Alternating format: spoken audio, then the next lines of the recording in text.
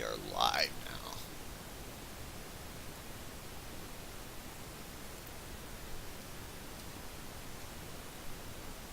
So appreciate anyone tuning in, and happy 4th of July for any people watching in the United States right now. And in honor of the 4th of July, we're going to be actually bombing the UK tonight. Not that I have anything against the UK, but they're, that is who we fought against for what the holiday is for. You decided to go with the UK? Yeah, I really don't have anything against the UK. I'm probably my favorite country besides the United States, but but that's just the way the cookie crumbles, I guess. We got one other guy in here right now in a default jet, it looks like. We're gonna be flying this one solo though tonight. Hopefully we won't get ourselves shot down or anything. We're packing 2 harms and 2 JDAMs for no less than 2 SAM sites. So without further ado, we're going to go ahead and get airborne. Go ahead and switch over to the TACAN for the tanker. And we'll go ahead and launch. So Talon 310 is launching Cat 1 outbound.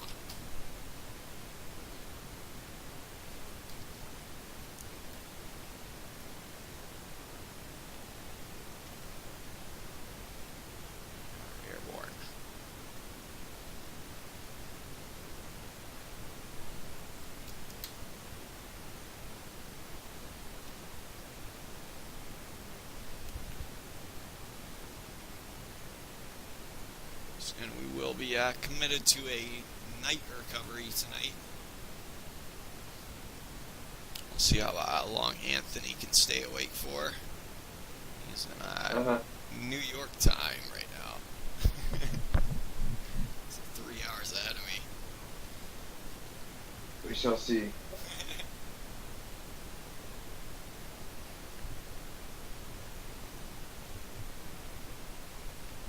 Climbing up through Angels 5 now. Let's see if that default Hornet starts following us. Let's see him for right now.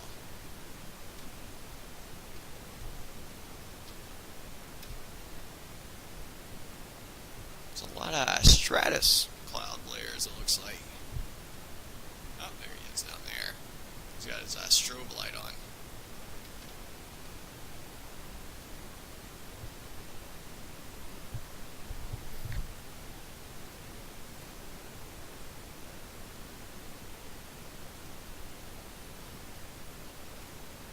There's Angels 10.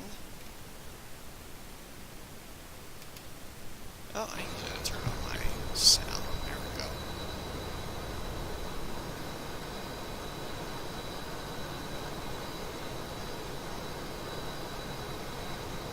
I had my sound off. Not on stream, but in-game. A lot of times I'll use that, the Q key, turn off the sound. Yeah.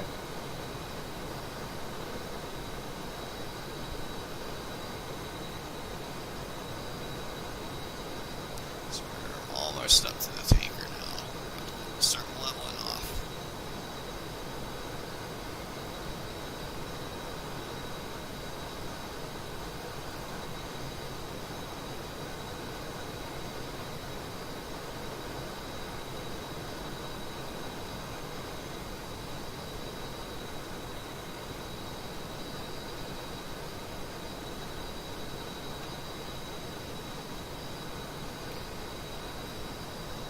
Go ahead and go nose cold. Go.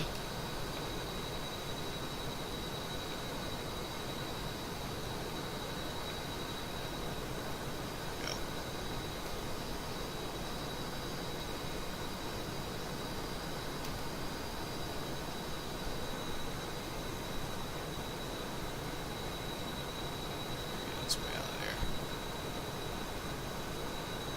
How many nautical miles is it? About 550 tonight. We gotta do 500. Yeah. So Nice. but I am packing extra tanks. Since we're only using one jet, if you're still awake at by the time we get to the target, I'll jettison these wing tanks and I'll get back even faster. Oh yes. Is that my present? Yeah. Well, since we've been saving them, maybe we could afford to jettison a pair. Not that they would ever let us do that in real life. It would be extra stingy. There's the default warning behind me. Freaking default. There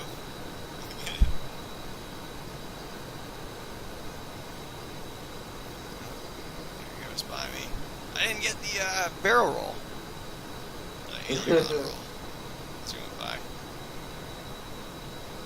No smoke.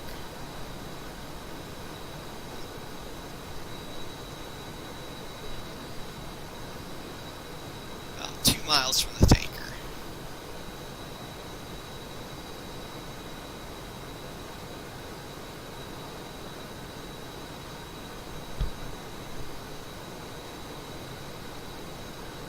Huh. So you just start contrailing right there.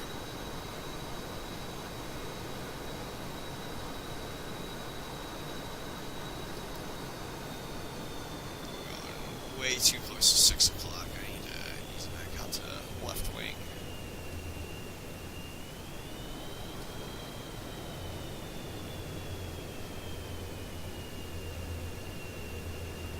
Here's the default jet.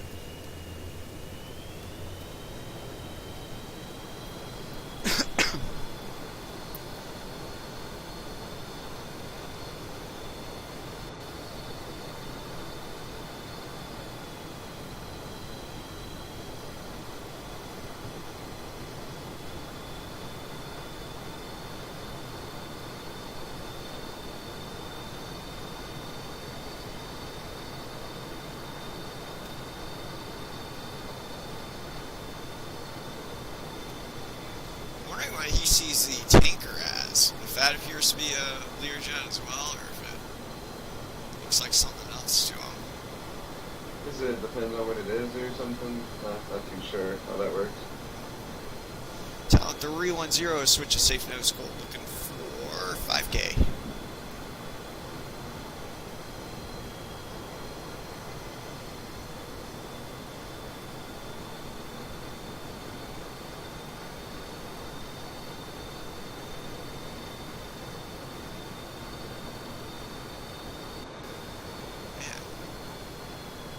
See to vacuum my computer or something. There's a frame hits every now and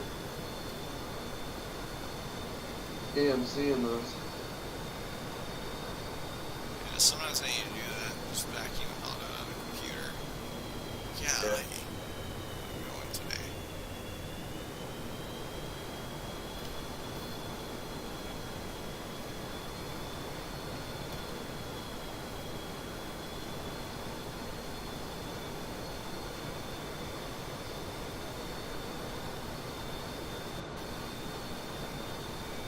Talent 310 is receiving fuel.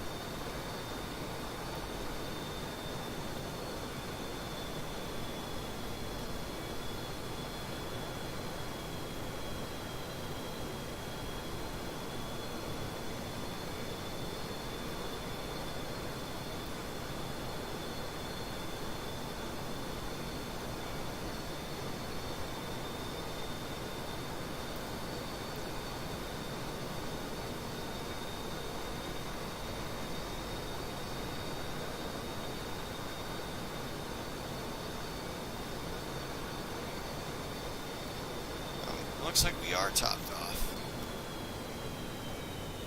Back on out of here.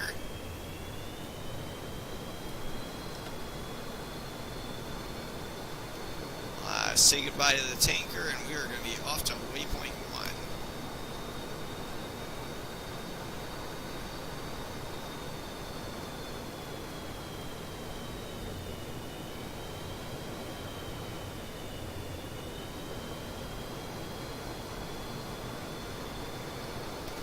Say goodbye to this tanker. We're out of here.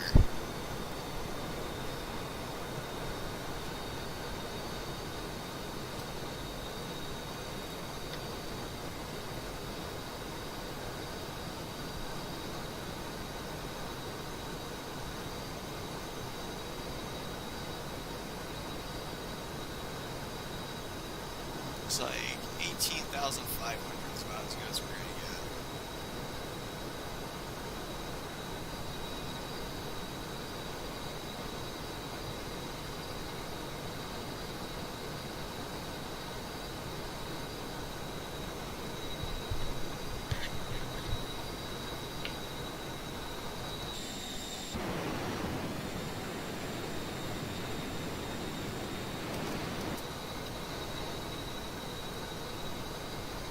Increase our rate of climb a little bit here. We're probably looking about an hour each way. I think Anthony might have already passed out on us. Which means we're going to be taking these fuel tanks back with us, it looks like.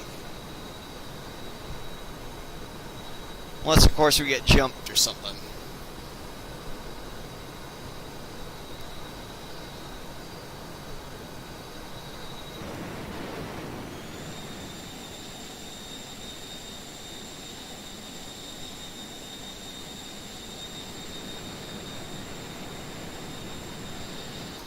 I'm actually really not expecting too many players tonight or viewers. It is July 4th.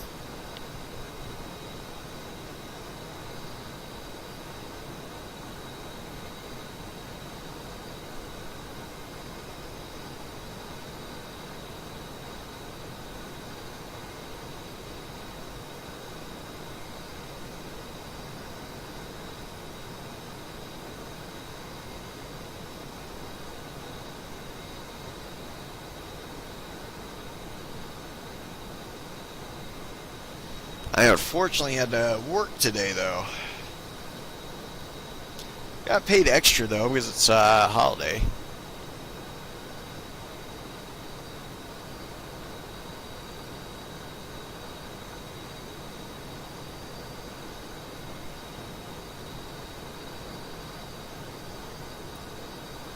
I'm going to be leveling off right about Angels 36, I'm thinking. It's about 10,000 more feet to go. About 3 more minutes an hour descent. So yeah, that is Spain behind us for anyone wondering. And we're going to be flying, I believe, over a little bit of France before we get to England. Go nose hot here.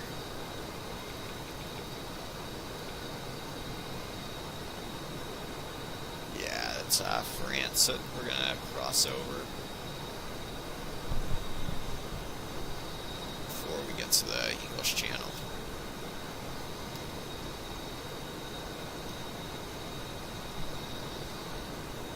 I'll let this dude know.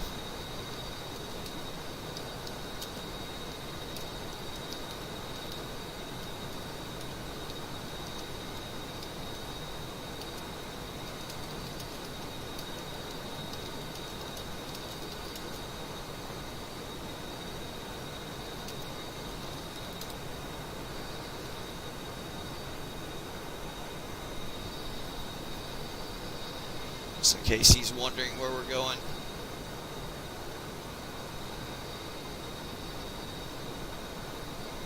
I'll go ahead and tell him in chat too.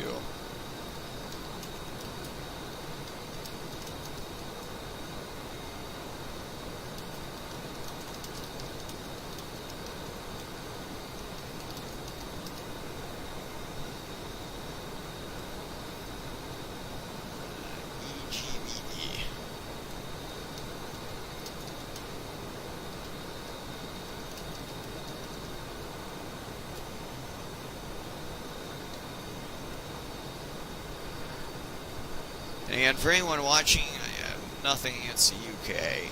It's just a 4th of July thing we're doing.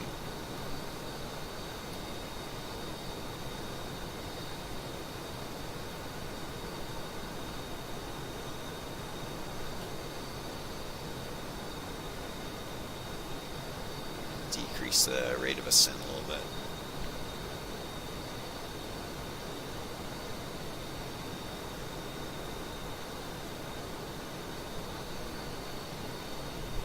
Oh shoot!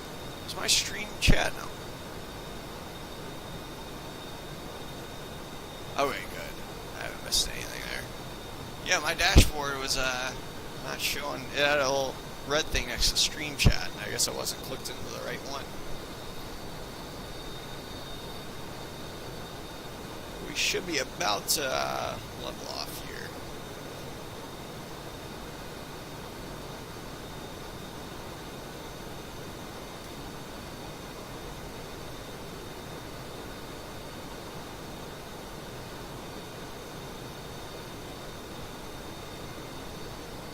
Looks like we're going through a little bit of different patches of air because you'll see that altimeter change rapidly every now and then.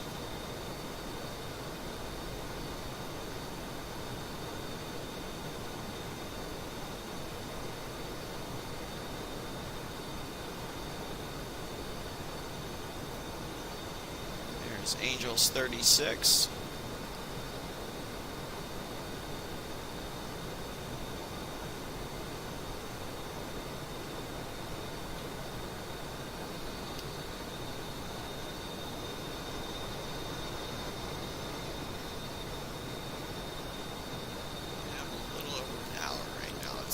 Estimating. However, we should pick that up a little bit here in a second.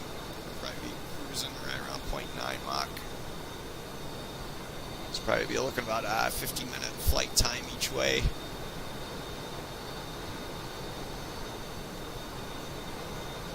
Yeah, it will definitely be night by the time we get back to the ship.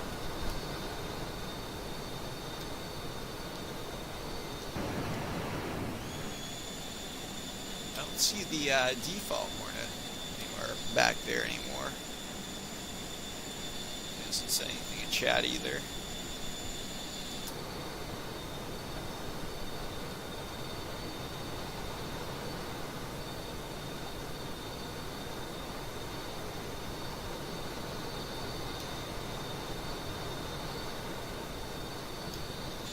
But the menu for tonight is going to be 2 JDAMs and 2 harms.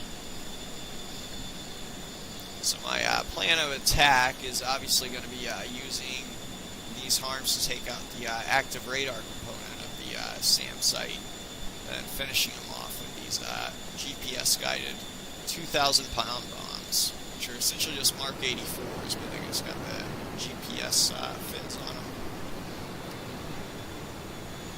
EV-205 has left the game, darn. Yeah. He did not say anything in chat.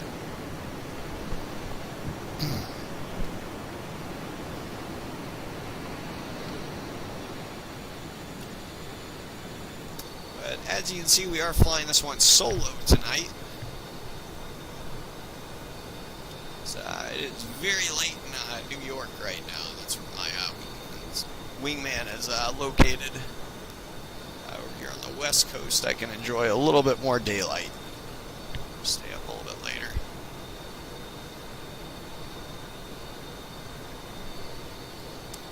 Yeah, for anyone wondering, this is the Wednesday Wednesday very deep strike mission where we bomb something over 500 nautical miles away from the ship.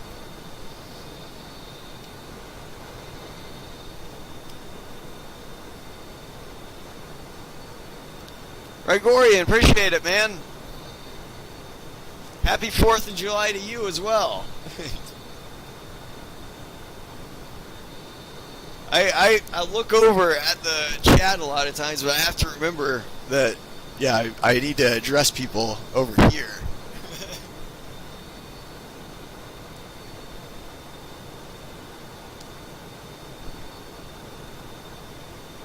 Oh, man. $250 worth of fireworks, man. That is going to be a lot of fun.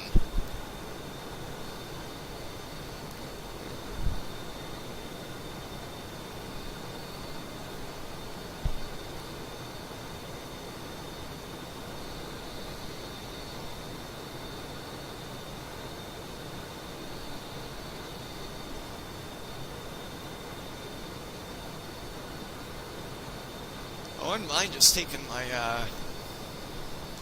M4 out, just like loading it out with a bunch of tracers that I got, or something, just blasting away with that. Although I would have to travel off to maybe like somewhere where it would be safe. Nothing that could catch on fire either.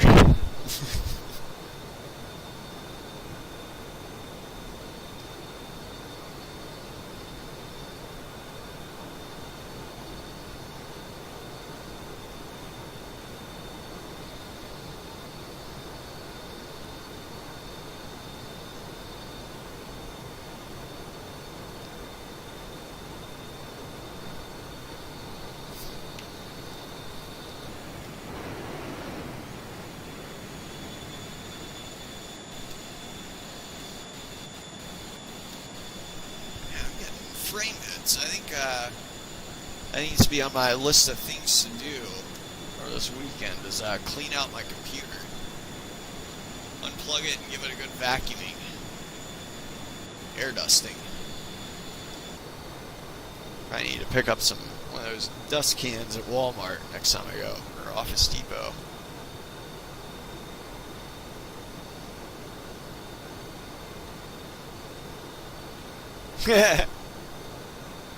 Well, I'm not going to shoot them up into the air or anything, I would shoot them, at a horizontal to the planet's surface.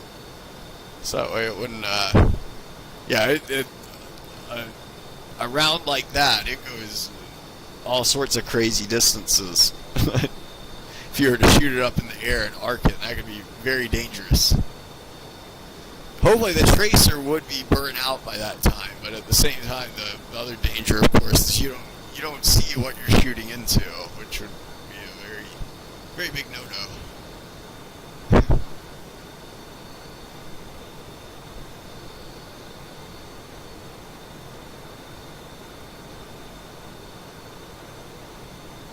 Yeah.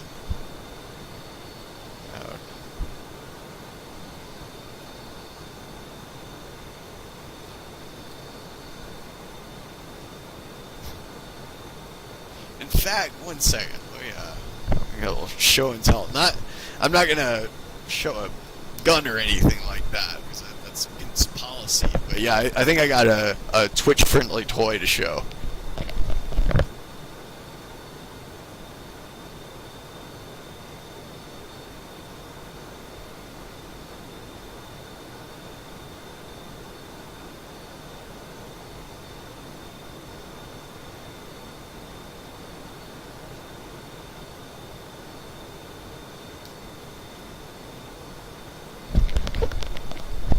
I'm back.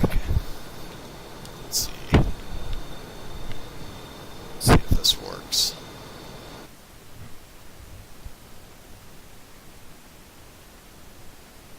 Darn, you can kind of see what I'm getting at. But these would be kind of fun to go out and mess around with, like tracers, and they even have like IR tracers that light up really well. But yeah, darn, that doesn't really show up very well, and I guess on the webcam.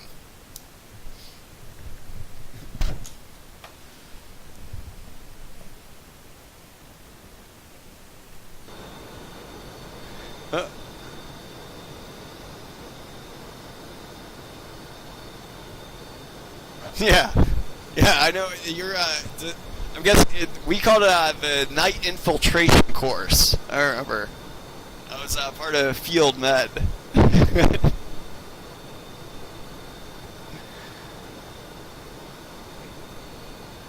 But yeah, that's one of my big complaints I've actually always said. when I look back on training versus deployments, is we did get, obviously some night training, but I'd say for the most part, like it was probably like a 80% daytime training and then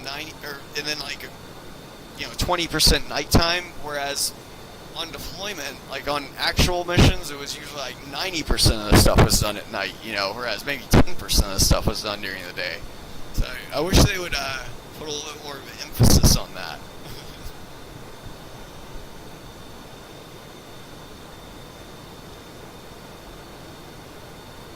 Oh man, the sea was, yeah. Oh man. Yeah, that's the same gun that's on these Super Hornets. So I know, 20 millimeter. I think it's a M61 cannon.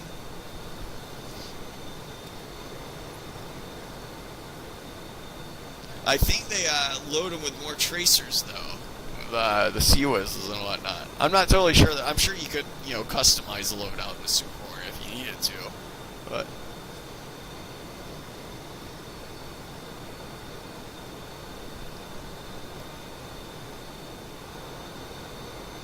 So that's a coast of France over there. Flying over France. Still got probably about another 45 minutes. About 35 minutes till we start seeing SAMs pop up, probably. Yeah, we're looking at 48 minutes on the HSI.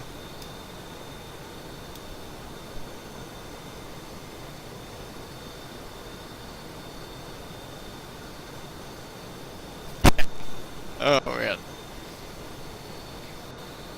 I always love tracers. Everyone always likes to point out the obvious. Like, well, a tracer works both ways. Like, yeah, I know that is true, but at the same time, tracers help you get on target a lot quicker.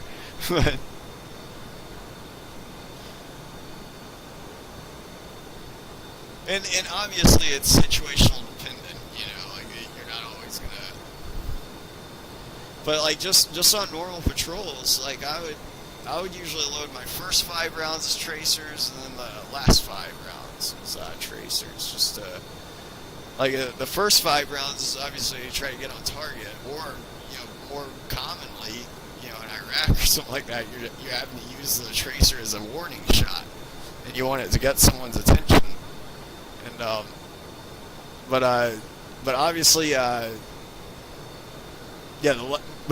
not so obvious. But yeah, the last 5 though, we would typically, it was a good idea to load the last 5 as tracers, because as you're shooting and you start seeing tracers again, it's you can go ahead and prep yourself for a reload.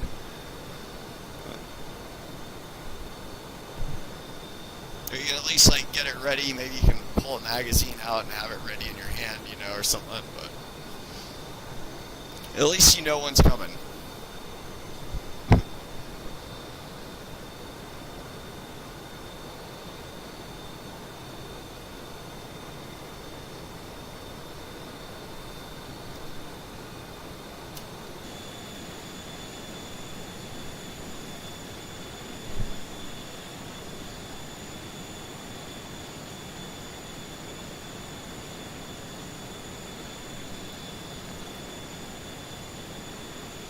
Yeah, I never saw an A10 actually do any gun runs or anything like that in my whole time, man. It was always Navy or Marine Corps elements, I guess, that were supporting us. But yeah, from people that have been around them, I've heard they're nuts.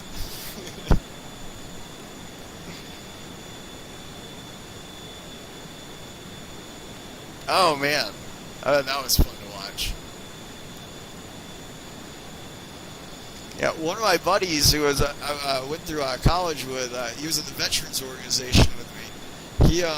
He was in the initial push into Baghdad during OIF 1, and he was saying I think he was saying he woke up one day.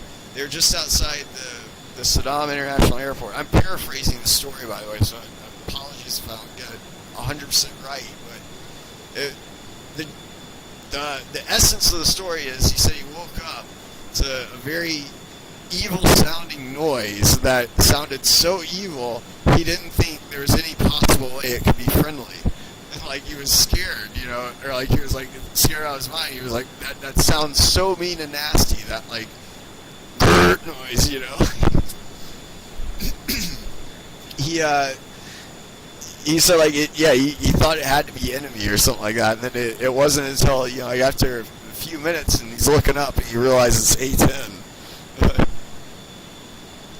apparently there was a whole column of Iraqi armor that was moving towards him. This couple of A10s apparently came along and took care of business.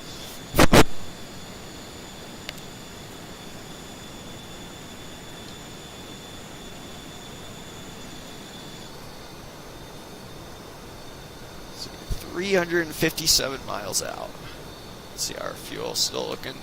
God, we're actually looking at 20,000 pounds when we get there. That is nuts. I was not expecting to have that much.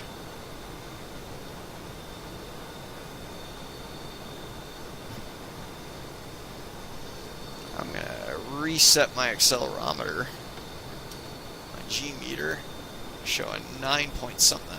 Probably was on the trap getting into the ship.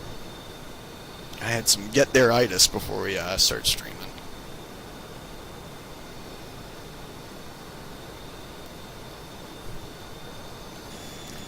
Looks like we're going to be feet dry temporarily here as we're crossing over France. And I'll be feet wet temporarily again as we cross the English Channel. We're into the UK.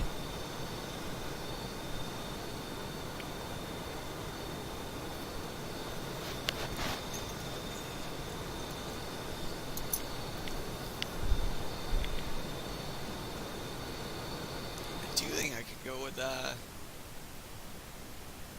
night or the dusk webcam now. There we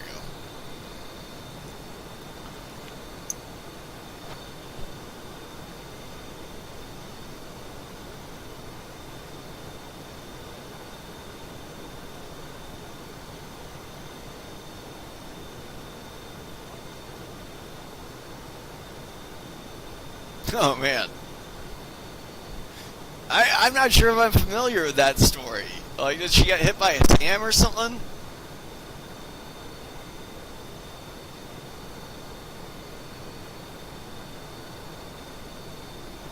I have seen some pretty crazy damage taken to military jets, though, before. And they were still able to come back and land.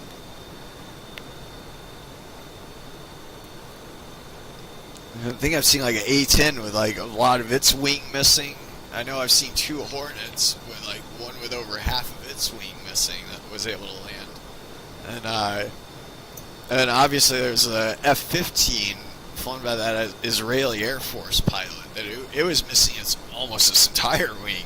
And I remember when they interviewed that pilot, he said that if he had known that the wing was that badly damaged or that badly gone, he would have ejected. He wouldn't even attempt to land it. It wasn't until after the landing, when like the fuel stopped spewing out, and you could actually see that there was nothing there.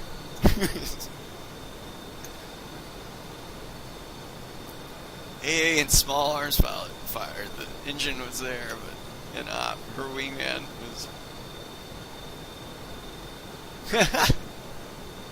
nice.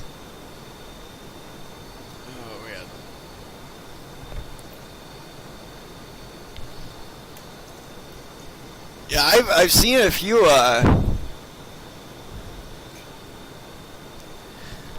that seems to be like a story I've heard a few times from like different pilots. Like they say like after they like get out and they look at the airplane, or if a wingman sees it or something like that, a lot of times they'll say they would have ejected or they told them to eject or something like that. No worries.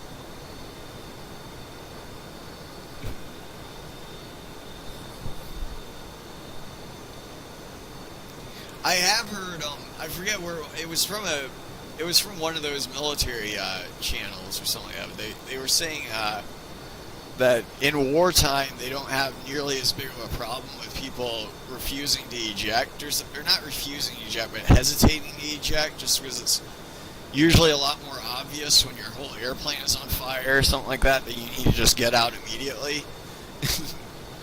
But they were saying like in training a lot of times a lot of people like hesitate too long, and like they don't want to give up their airplane. But that's kind of badass though if she was able to fly it back in. And her wingman was saying he didn't think he was probably advising her maybe not to.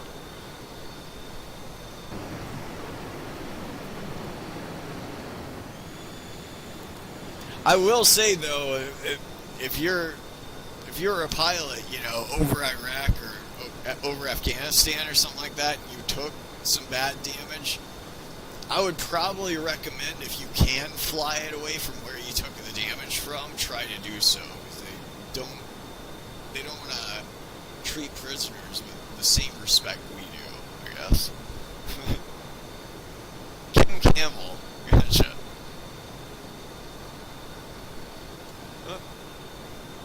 Raider Bros has joined the game.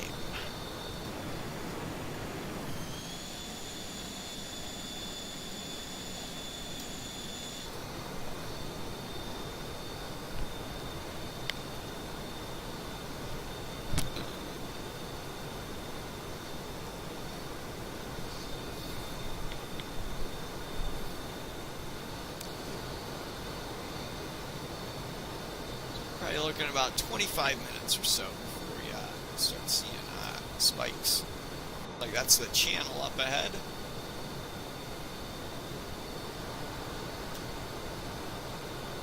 We're about to be feet dry here.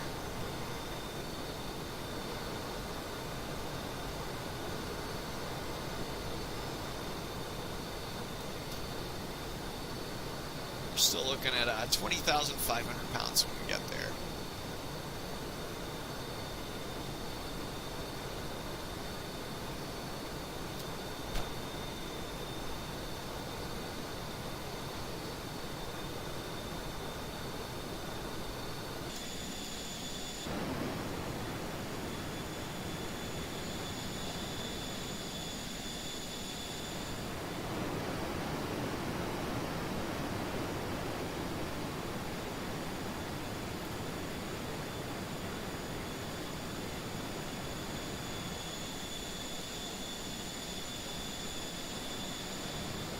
Feet dry. Now we are officially. Or I guess once this gets to the... Yeah, now we are. Looks like Raider Brothers has left the game.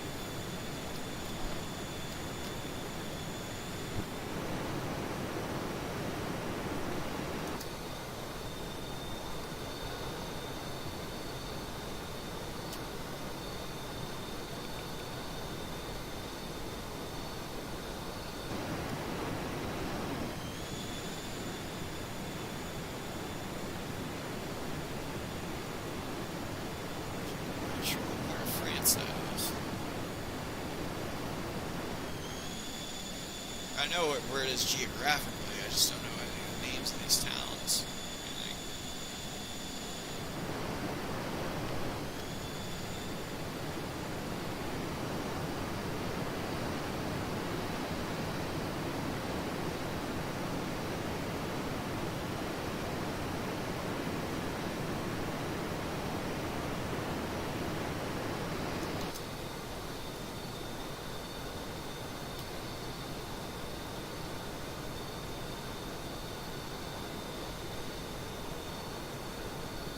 Oh.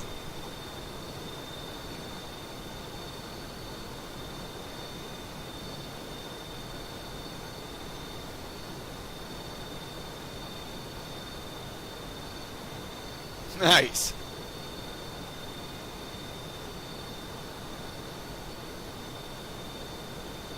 Man.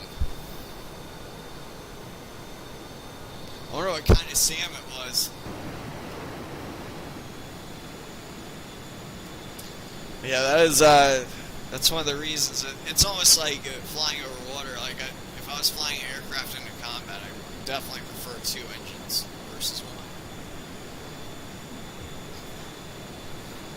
I mean, you can glide like a airplane. Like I know there's a video on YouTube, F-16 pilot who lost his engine from a SAM, and he was able to glide it away, and I believe they rescued him and everything. But sure would be nice in some situations to also have power to get away too.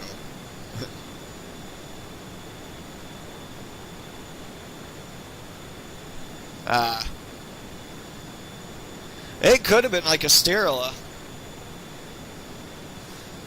But yeah, I don't know because that's the thing. It's like before OIF, it was a lot less common for insurgents to have like missiles like that. But yeah, I mean it's.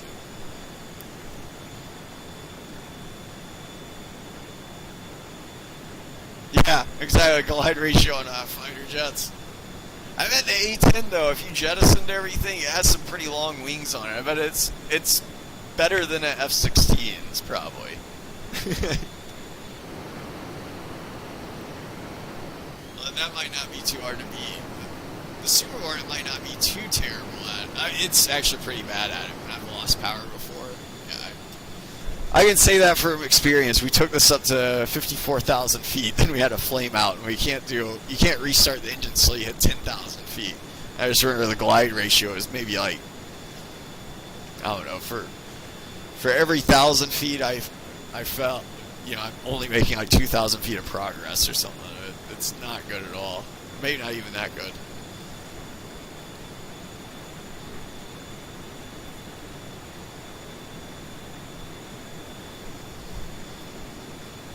I know by the time I got my engines back up and running, I was already down to like, I think 3,000 feet, 2,000 or 3,000 feet.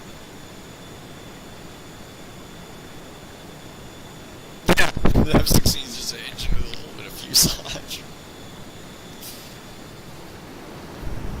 I know it's supposedly the same engine that's in the F-15s, I believe. It's in the F-16s. It's just the F-15 gets two of them.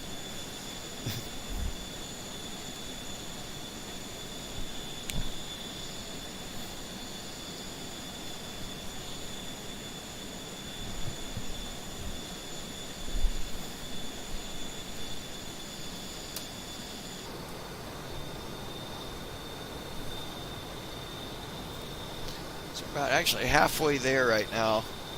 But that's the longest part of our leg because that's also when we're heaviest and we have the most stuff on our wings.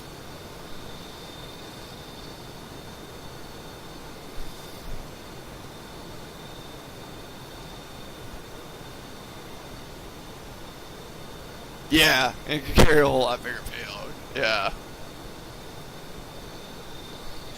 That's one of the things I'm wondering if they're going to do with the Pro Pack and FSX. Is like right now, as you can see the loadout menu, like you can only attach, say for example, one Mark 82 for this like Station 9 or Station 3. But it's I know in real life you can get multiple loadouts, or you can even get it for air-to-air missiles, like put like two AIM-120s per pylon, I believe. Granted, I don't.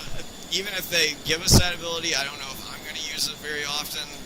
As long as I got this missile, these two, and my guns, I should be good. Really, most importantly, the guns. That's the most underestimated gun on, or that's the most underestimated weapon on this platform, in my opinion.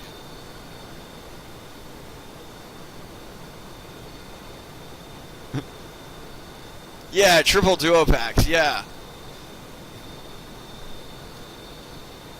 Yeah, like right now it doesn't have, like the real Super Hornet can carry a lot more than what we're given options for in this game.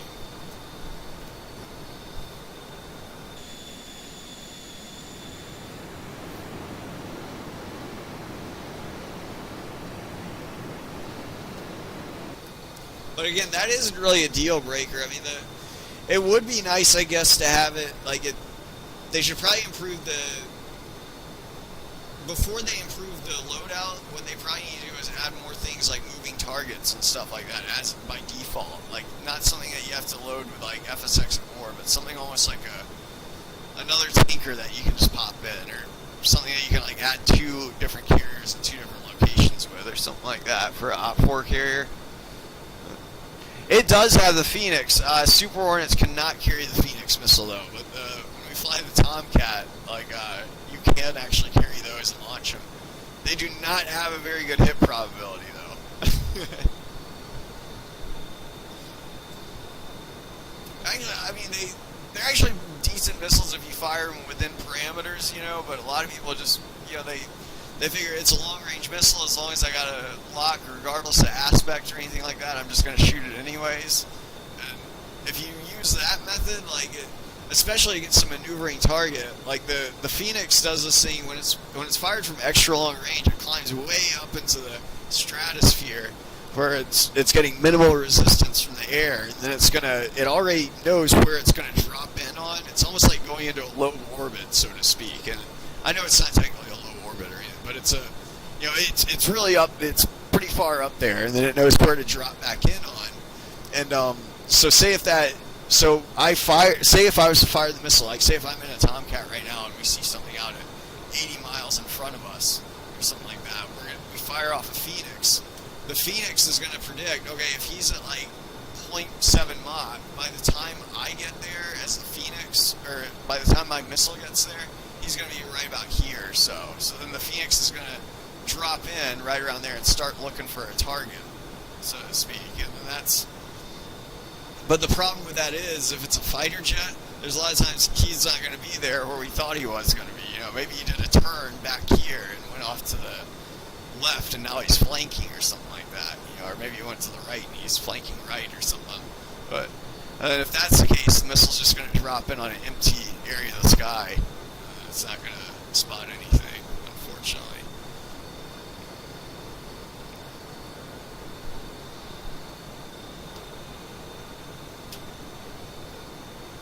But there's a lot of truth to that even with other missiles too, like the AIM-120.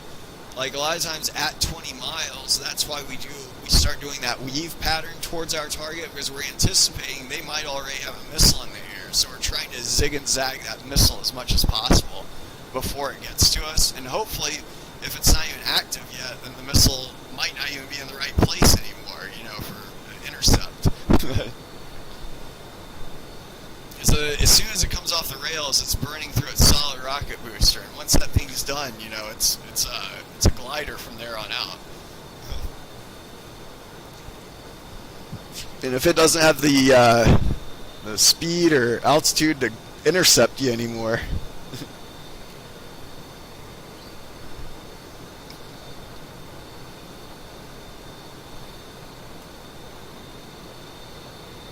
I will say though, it's kind of funny.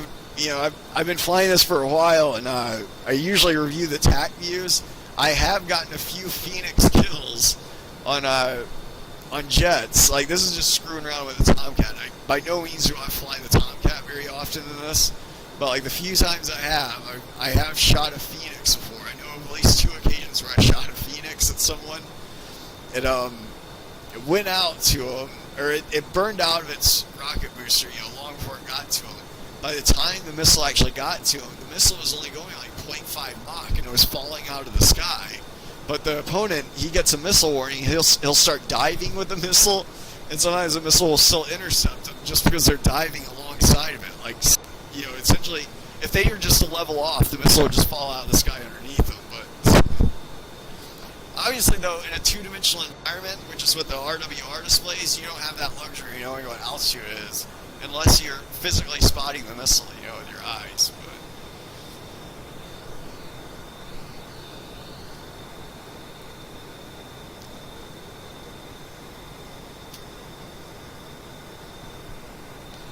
I do know, though, the real Super Hornet, granted, the radar on it is very, very classified. You know, this radar, this modeling is still the APG-73, which is the same one that's in the Legacy Hornets.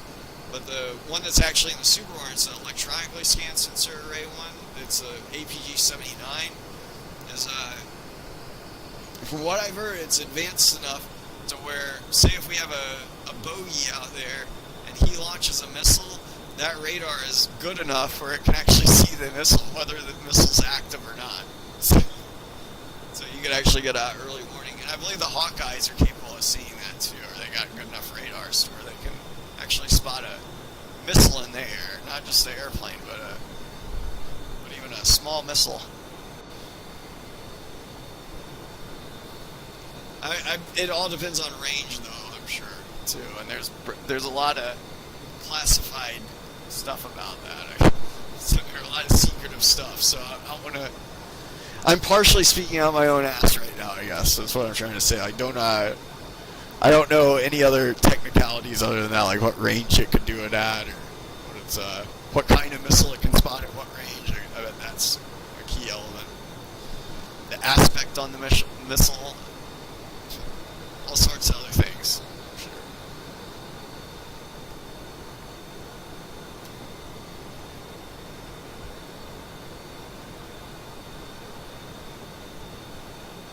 Yeah, it's probably not going to be declassified. Even this APG-73 radar, I believe, there's still classified things about it, but there's just enough data on it now that they can somewhat accurately model, what it can do. But this is the one, I think this radar was developed back in the 80s or something like that. Or at least the predecessor, because I think the original, Alpha Hornets had I think it was like a 63 radar. It was even more primitive radar than this one.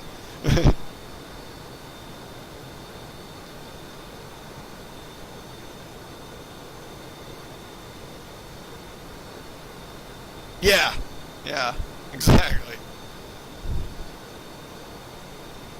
We actually had one of those in my battle position, like my small little battle position in 2007. It was a lightweight counter mortar radar. That was pretty cool. So if someone shot a mortar at us, there was a computer it was linked to, and it would have just you could see it on the Blue Force tracker where it came from. Everything. So.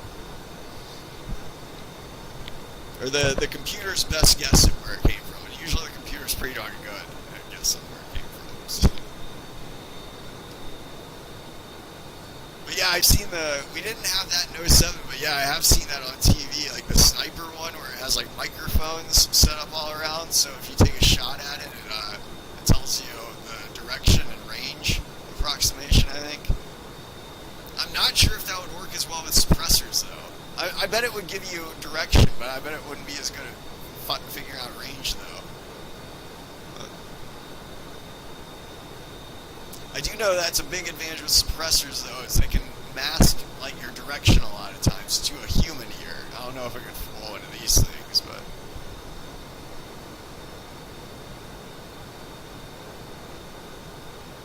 Oh, the sniper things.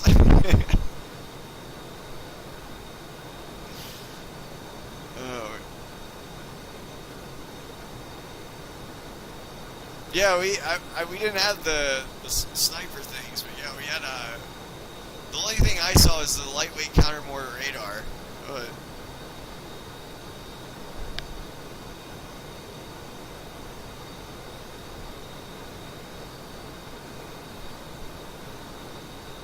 But yeah, that brings up a really good point, though. Like, concepts brief well, but they actually suck ass.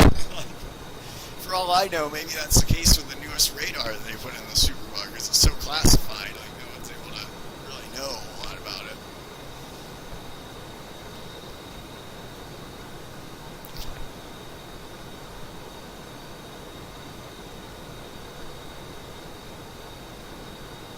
Because yeah, usually when you actually when the rubber meets the road in real combat, a lot of things don't work out anything like what we thought they would in testing and things like that.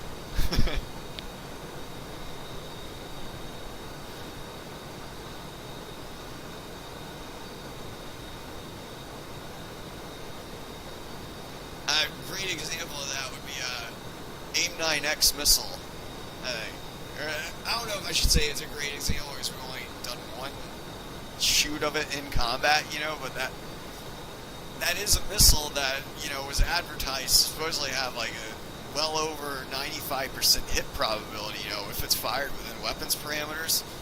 But we've so far in combat, it's 0 for 1. The SU-22 apparently was able to fairly easily decoy it with some pretty primitive flares. I have heard though that may be because the older flares like that burn a lot dirtier, and it's a lot less of a predictable burn than the ones that we might have been testing on.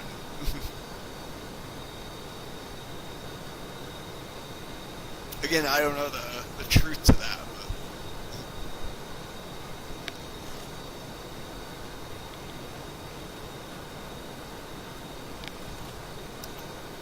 The AIM-120 did work as advertised, though.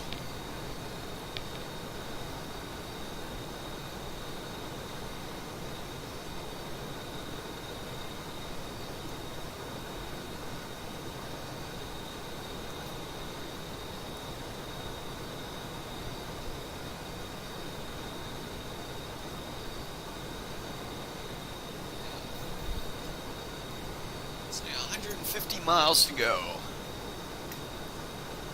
Probably start seeing spikes in less than 10 minutes now. We are feet wet again. About to be feet dry.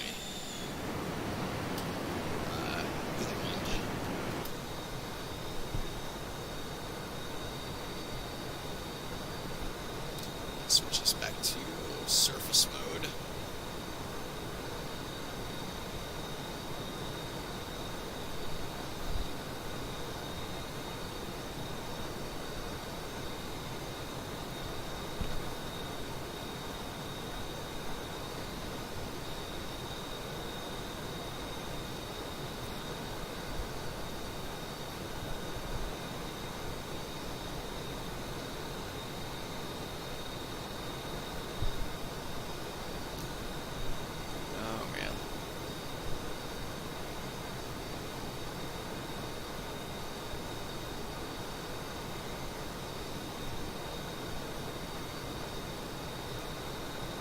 I remember one annoying piece of gear we had that I'm sure it worked, like, or maybe who knows if it worked or not, but it was called I think the Chameleon on our Humvees, and apparently it was designed to stop, you know, like a lot of the common frequencies that are used to remotely detonate IEDs, but I know the big problem with that was in our area, at least, it was like 90% of the IEDs were pressure plate IEDs, you know, like there wasn't either it was a pressure plate or it was a dude with the copper wires, like attaching two leads on a battery or something like that, you know, so obviously it's not going to be able to defend against, you know, it doesn't defend against the simpler bombs, you know, and that was really what was the majority of what was being used, even when that was fielded. But yeah, I mean, it's good to have, I guess. It's not like I guess it's a bad thing. It can't hurt you, I guess, by having one and having it on. Maybe it can hurt you. Maybe it gives you cancer or something for all I know. Let's hope not.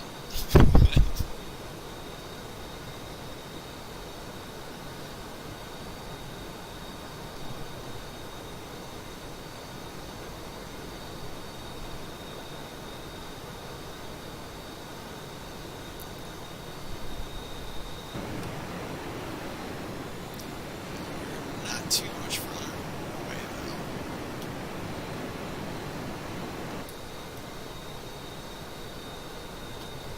There's our target.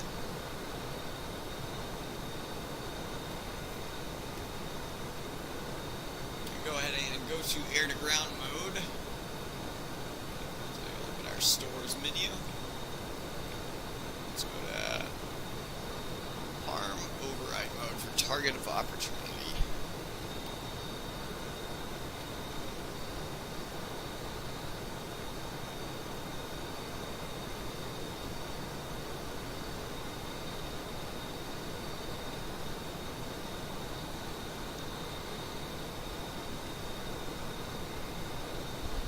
I'll be right back actually before we start blowing stuff up. We only got about 5 minutes. I'm gonna use the head real quick.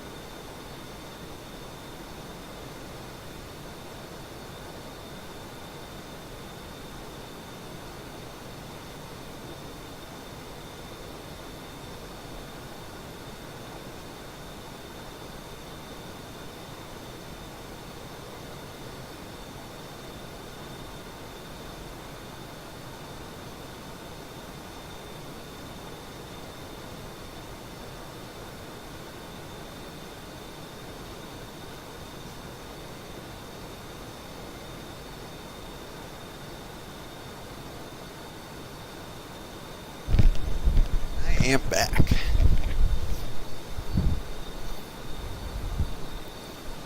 Let's see, we got about 2 minutes, it looks like. Go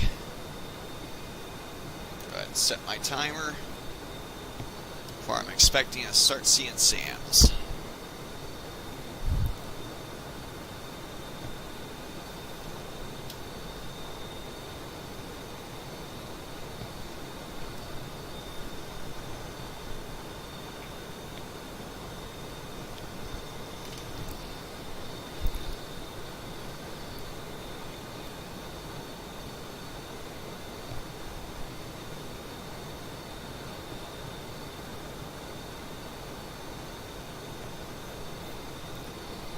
Nothing.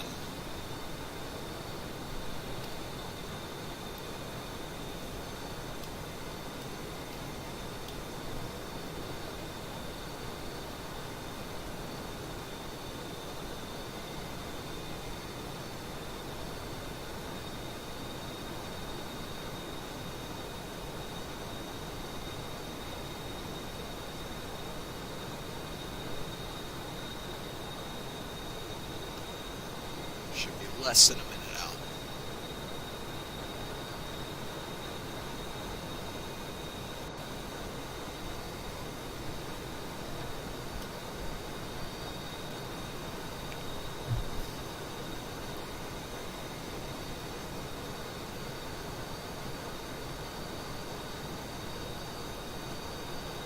Yeah, exactly. Yeah, just got your message. My bad.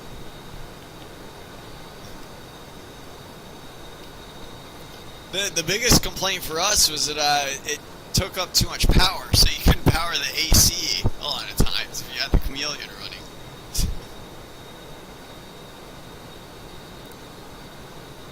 Brought certain trucks of ours, I know. Spike Sand, 12 o'clock. Yeah, that's right on time. Let's go ahead and get this dude's coordinates.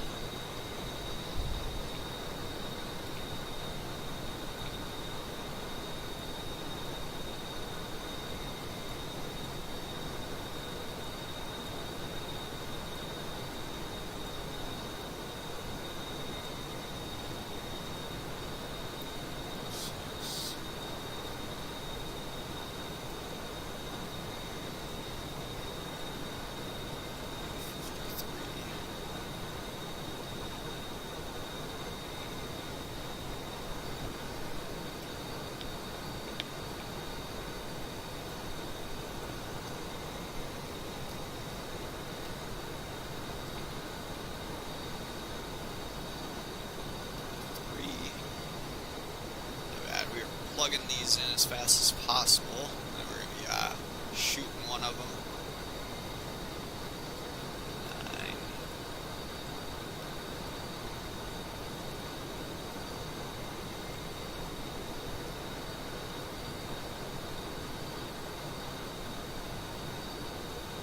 That is west.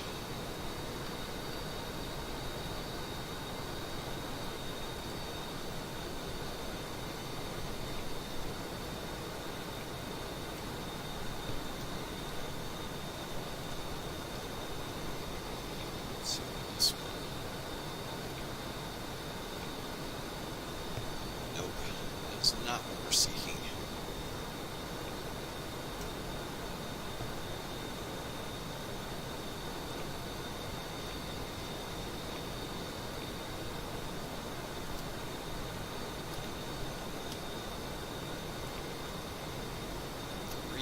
I think that's our guy. Yeah, that's definitely our guy.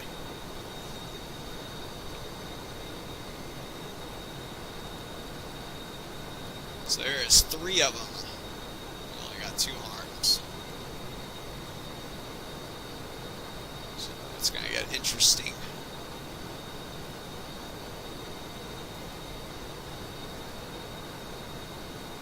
It's west. Whoa, whoa, whoa, whoa, whoa, whoa, whoa, whoa.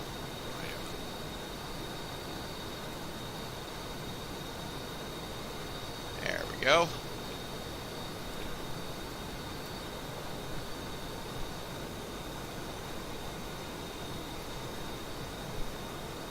Talon 310 Magnum.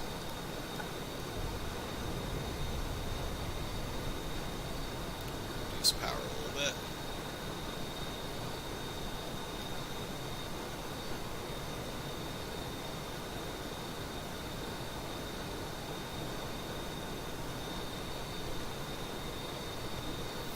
I'll launch my next one here about 40 miles.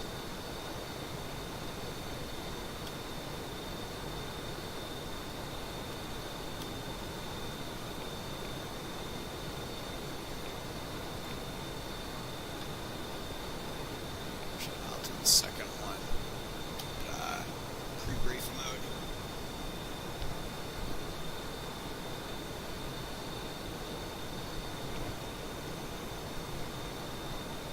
Take a look at our missile here. It's still inbound. We're still climbing. There's our jet way back there.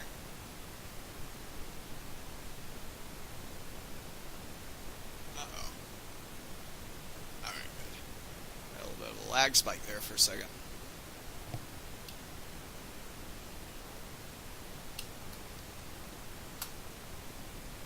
So this missile's all the way up at Angels 54.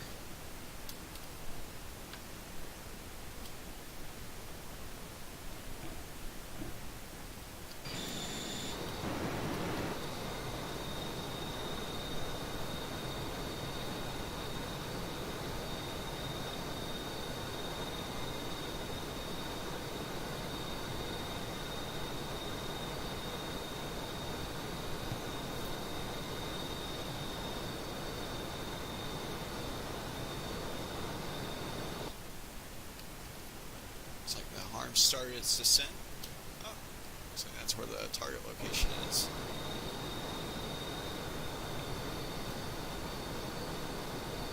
So we'll be boogieing off to the west.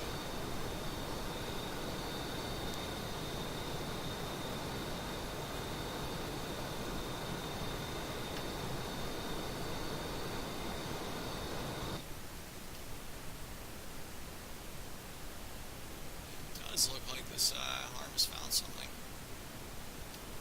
Talon 310 hits the target area. So that area didn't load completely before it got obliterated.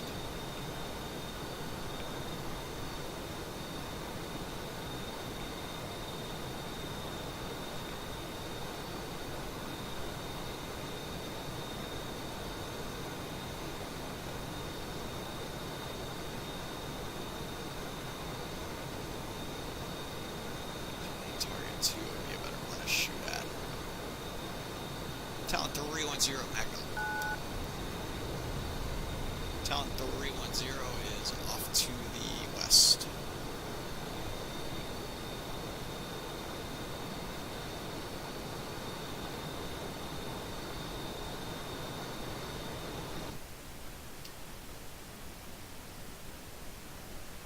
There's our jet.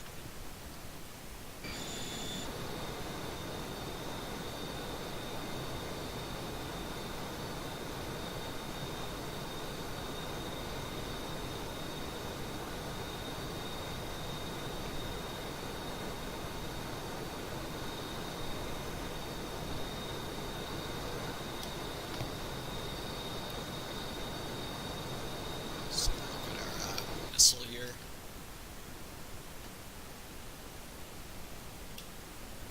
Yeah, it's burning all the way to the target.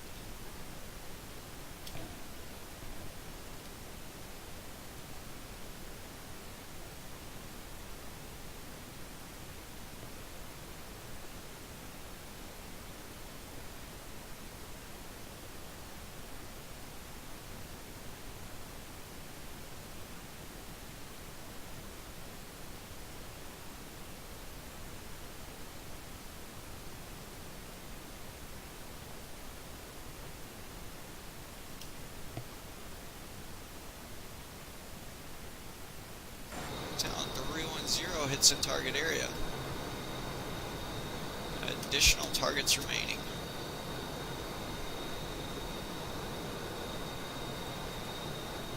So for this next run, we're going to be having to use the JDAM.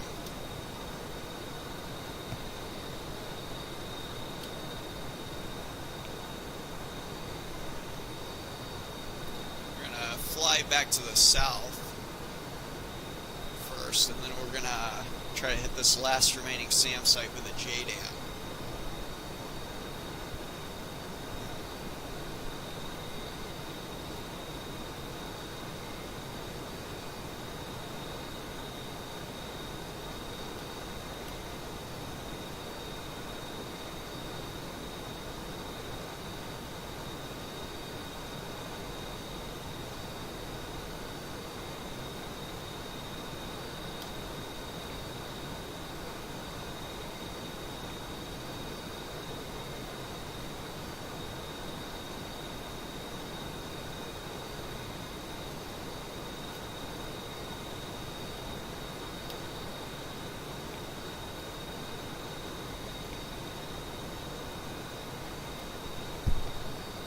We're going to see if that's the last remaining SAM site we got to hit. I believe it is. The two that we hit so far were right next to the airport. One on the south side, one just north of it. This guy seems to be a little bit further north than those two.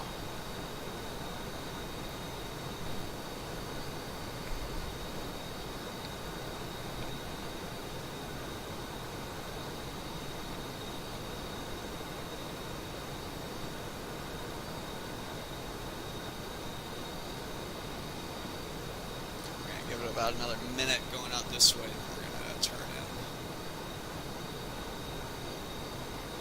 We'll be boogieing off to the south.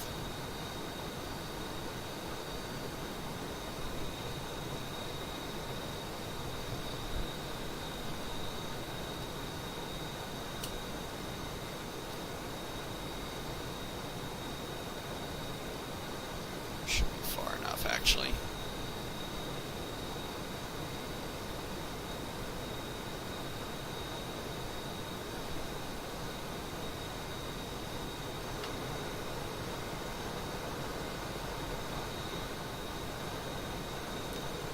So this is the part where we're going to get shot at, which makes me nervous.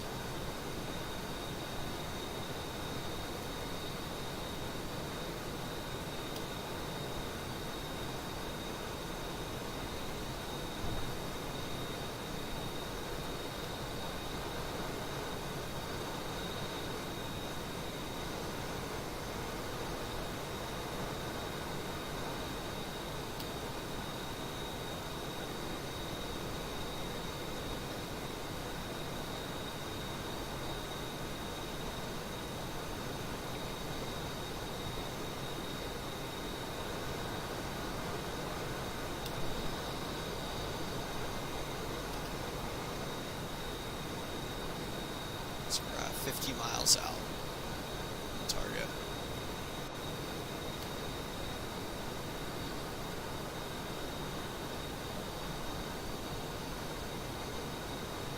Go ahead and start building our speed.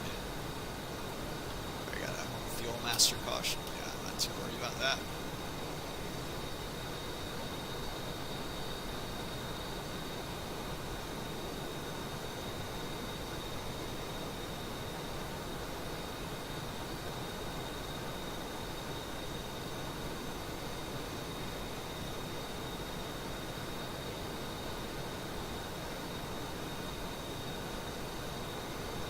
So essentially we're gonna go for like it's like a Hail Mary bomb. We're gonna lob this bomb up in an arc, or we're gonna put it into an arcing trajectory into the target, hopefully.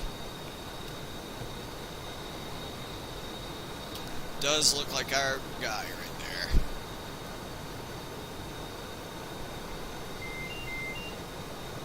Oh gosh.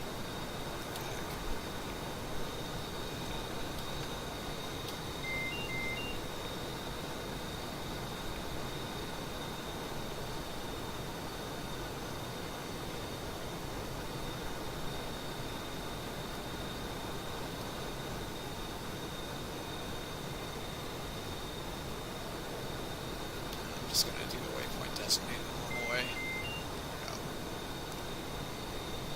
2 minutes out.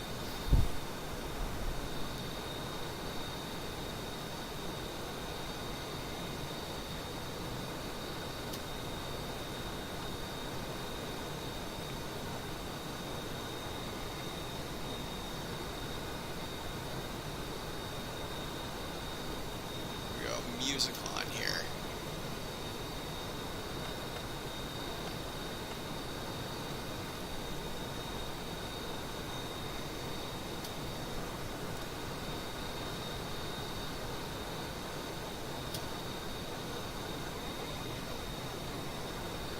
Probably just gonna go MCON once we break off. Already got the dude's coordinates, we don't even need the radar.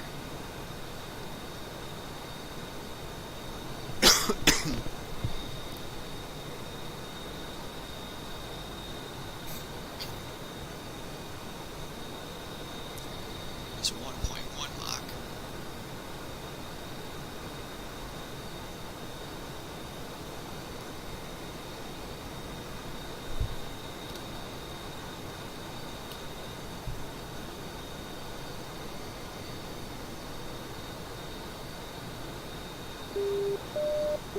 Gosh.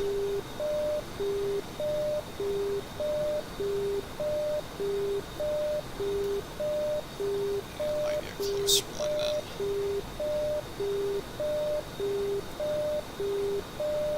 Yeah, I'm gonna have to break off this dude. Talent 310 is engaged defensive.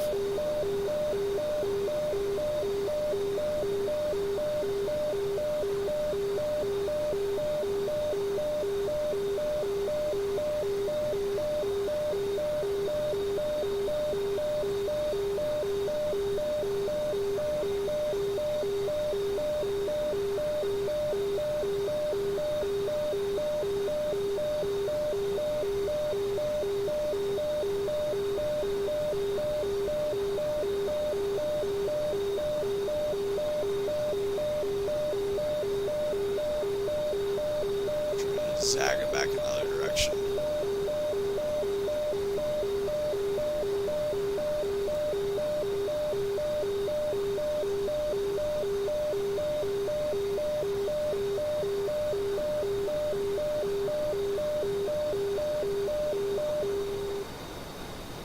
The real ones here are safe.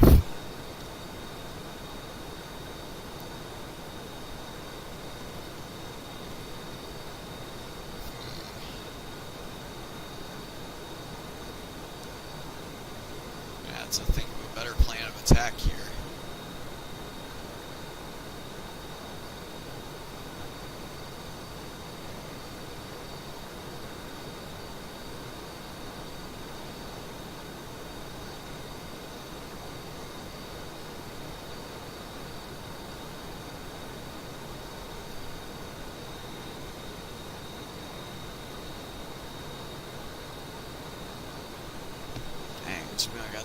gas to keep on messing around.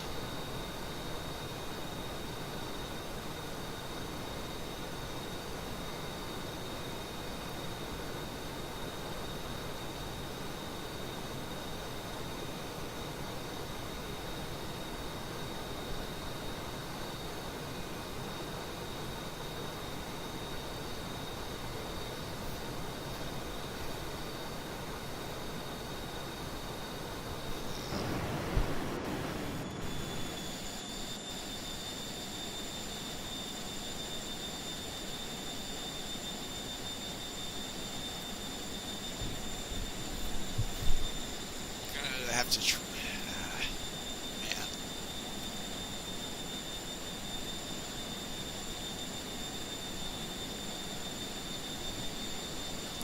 Yeah, I think I'm gonna have to try to drop on down low.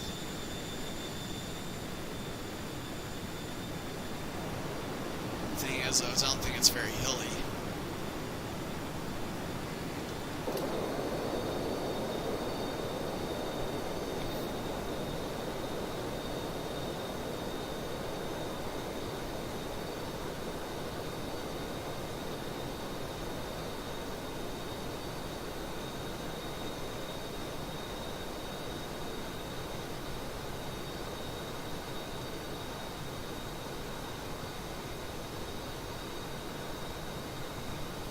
To go in low and try to get this guy.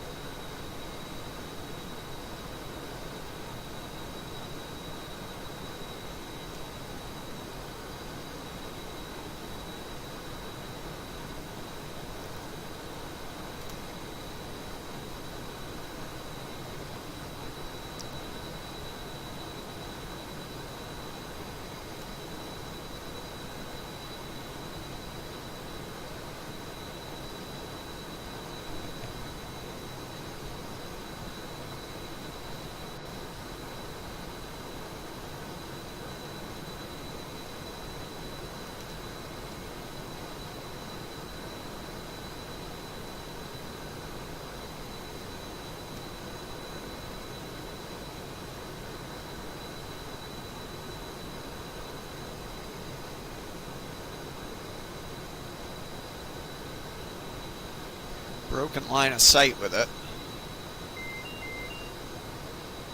I gotta hope fuel master caution. Up. Up.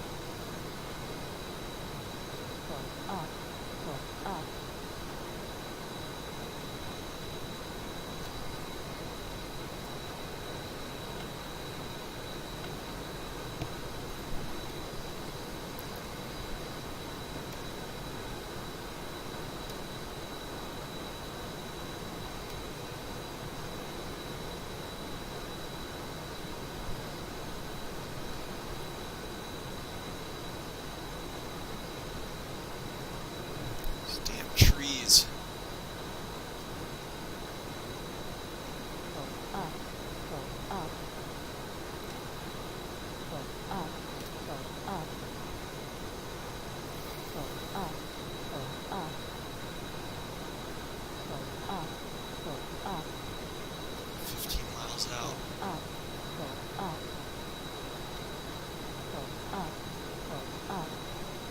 Damn, though, once I crest this ridge, I think he's going to light me up.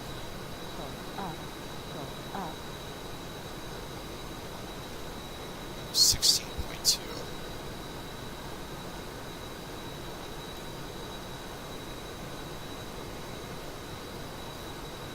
Up.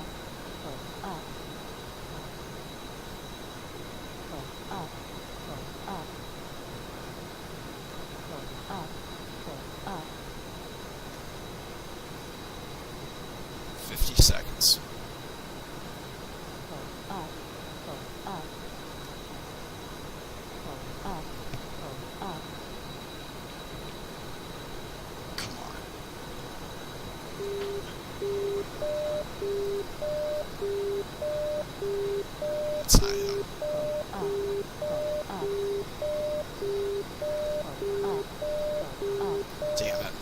make contact.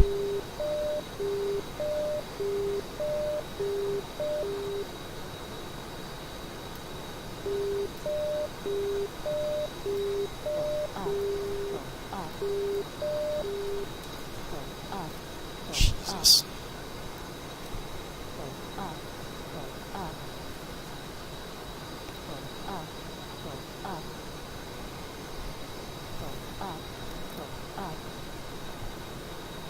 Boogie on back out of there. I'm not gonna be able to approach.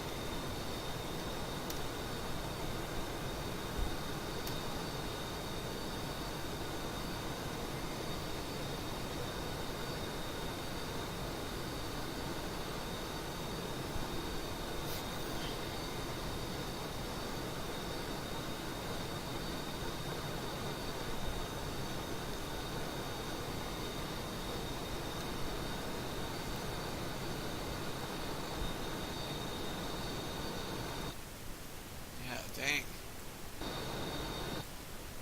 Not too much gas left either.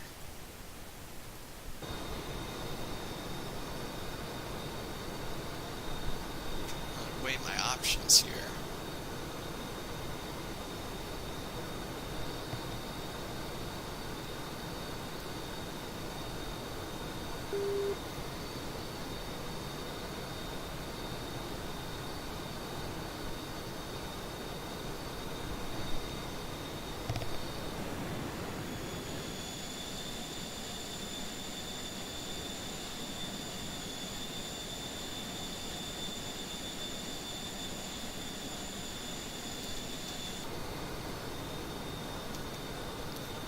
I don't even know which one it is, because once we got close, I got a spike from a different location, so I didn't want to continue to press that attack either.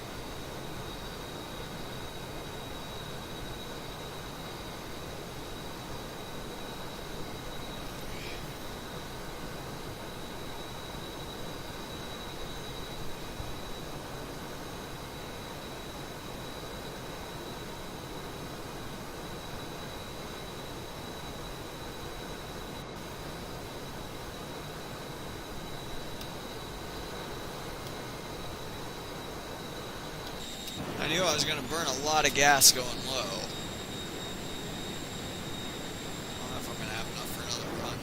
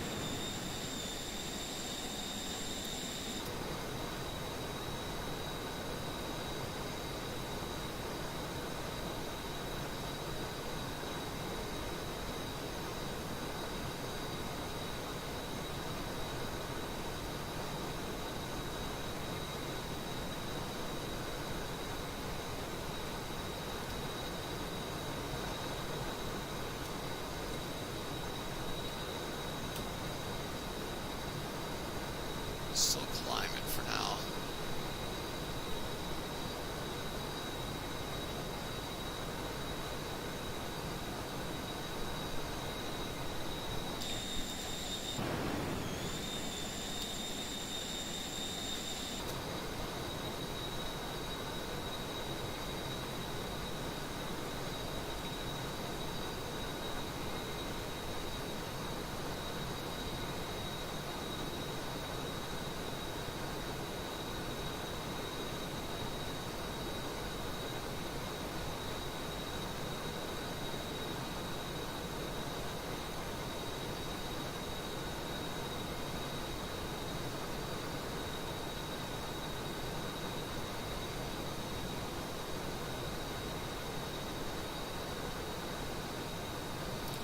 I should just level out for right now.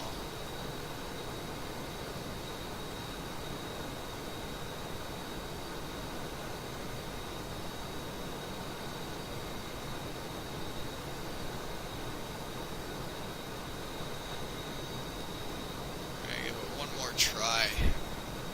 If we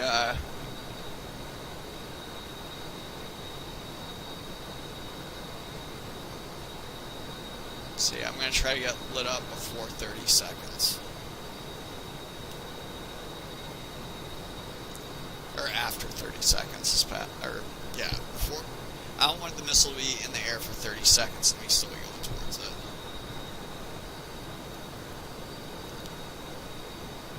Really, that's not leaving much room for air though. Get a little bit more altitude, we're gonna get a little bit more speed and then turn in. Gonna burn probably down to 10.0.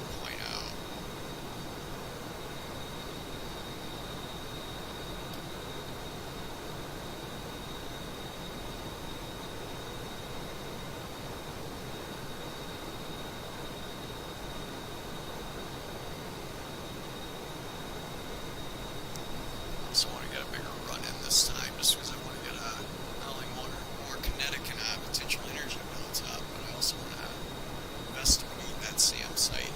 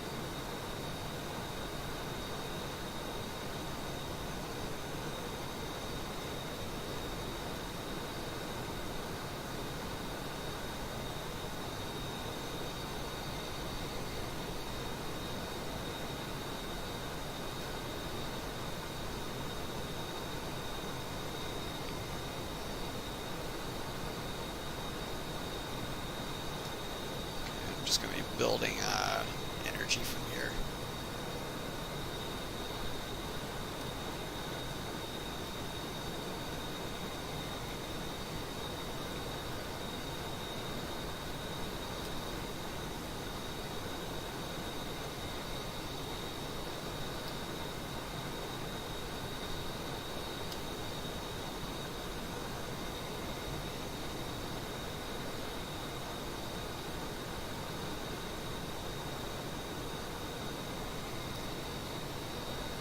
Just 2 minutes and 30 seconds.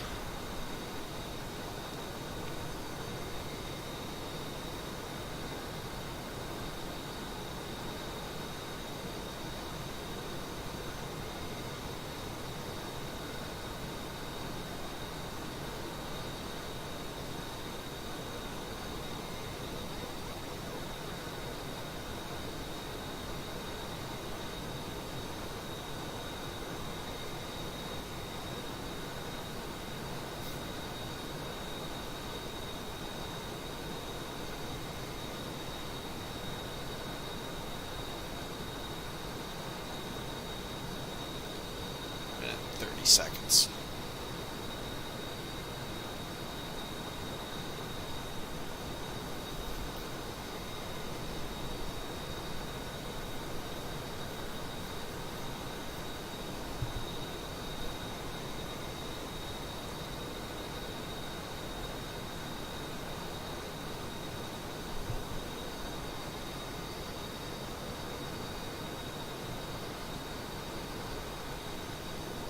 Minute out.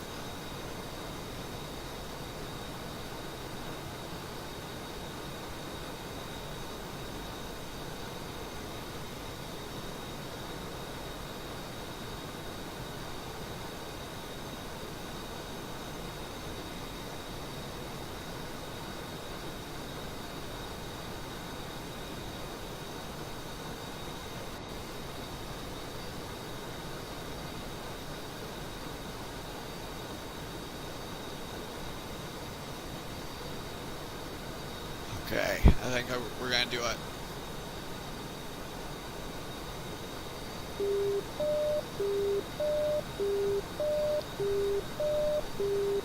I'm up. Hello. Good morning. 310 bomb's gone.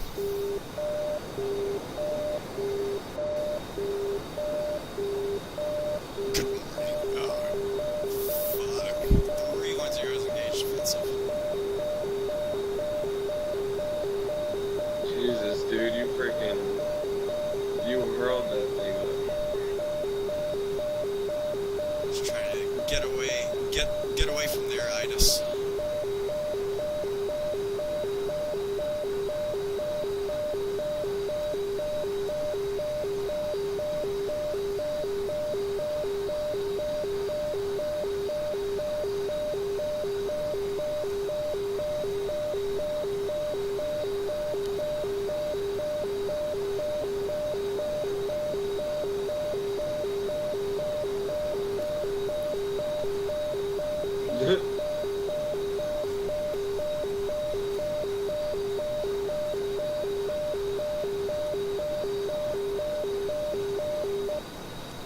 Zero safe. Jesus. 310 hits in target area.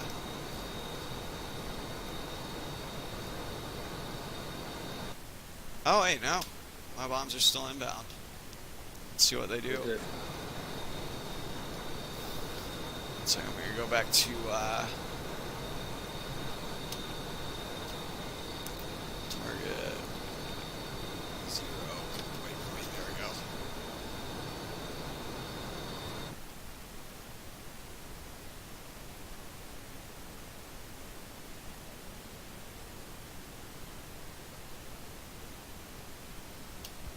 Talent 310, ground targets destroyed.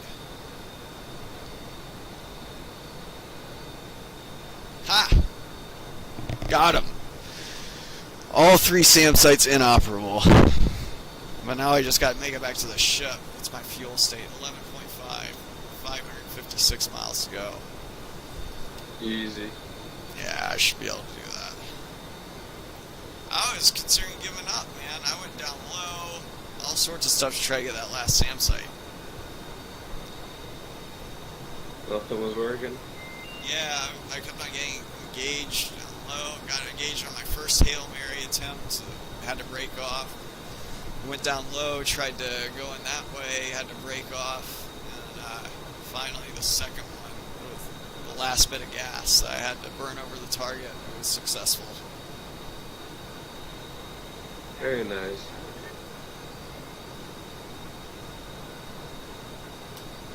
It's Angels 35. Level off here. See what our estimated fuel is when we get back. We get back Did you say you have to 8,000. work tomorrow? No, I do not, luckily. Oh, okay. You know what I did though, You it wouldn't be said- too bad. It's only 11. 11:07. Did you say? Yeah, Saturday. Did you say you went to work? Yeah, Saturday I do. Unfortunately. Oh man. Oh yeah, so that stream's gonna have to get pushed back or something. Yeah, it's alright. Man.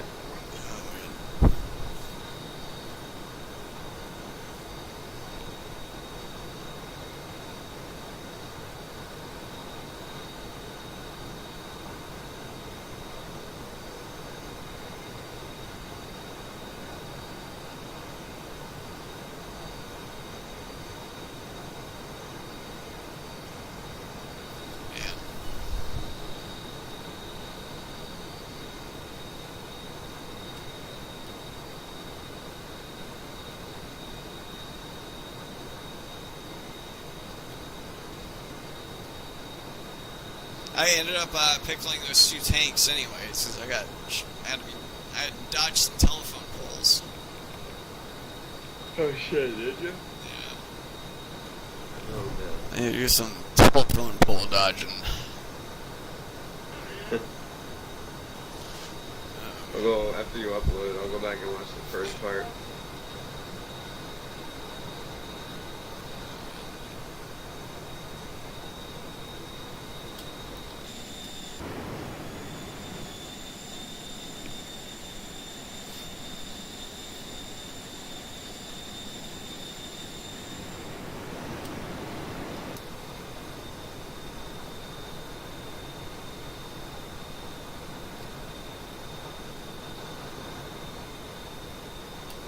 Let's see though, I could burn down to 4,500.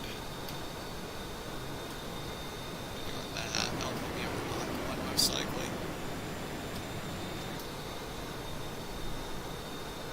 Back 2.4. Tomcat speed. Yeah, just under the F-35s. Oh man. I remember when I was a kid, man, I knew all the Tomcat stats. I remember that. That was a Tomcat's max speed, Mach 2.34. Depending on what source you read it from, it said Mach 2.34 or Mach 2.4. And then I actually got to talk to a Tomcat pilot, like years later, and then I found out that actually it's more realistic, like 1.8. They were designed to go that fast and everything, but the problem is in the 90s, they were so old and everything, they didn't want to take them past 1.8. They were supposedly the windscreen for one wasn't rated to go past 1.8 Mach, so having a windscreen explode in your face is a pretty good incentive. Oh, looks like he just timed out.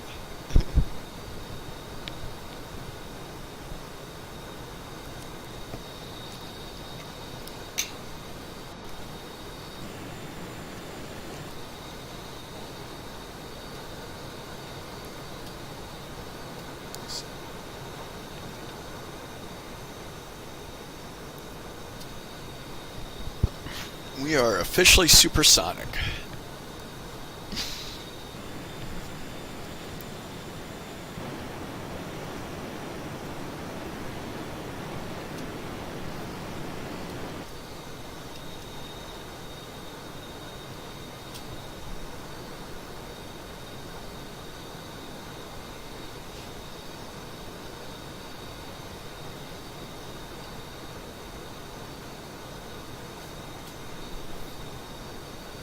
See, we've been streaming for about 1 hour and 45 minutes.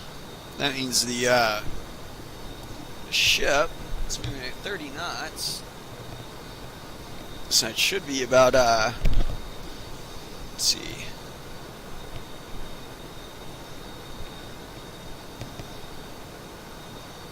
Probably about 50 miles or so north of waypoint 0.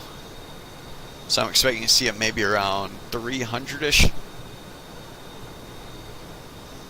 nautical miles.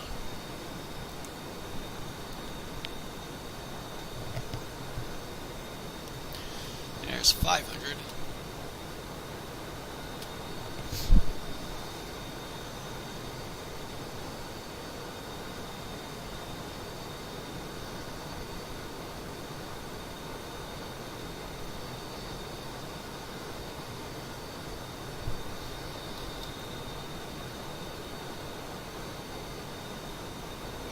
Rodney Johnson has left the game. I don't even think I noticed him coming in. Okay, I'm going to go ahead and clean up the server. Any remaining SAM sites.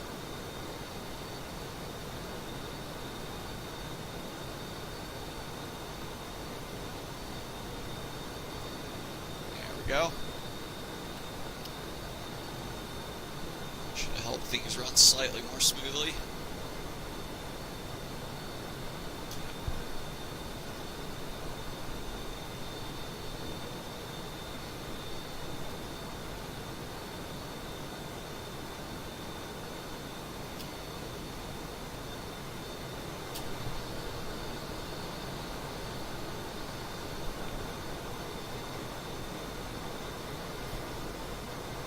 Looks like Anthony's internet has crashed.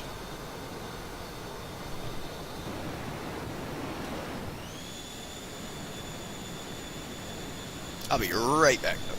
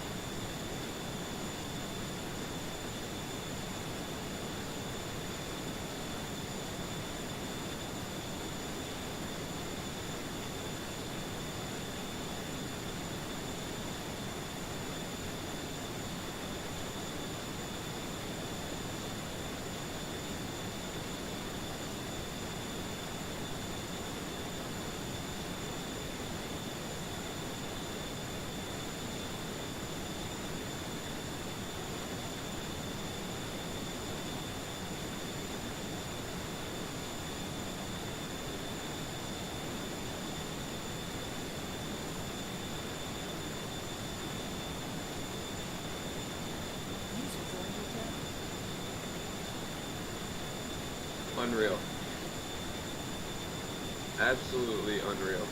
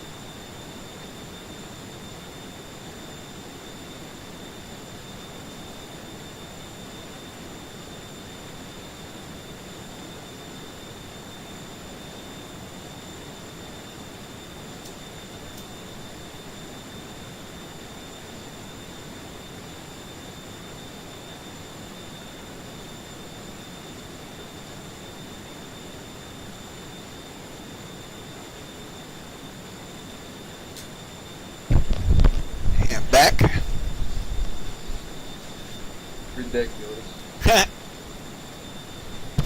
Absolutely unbelievable.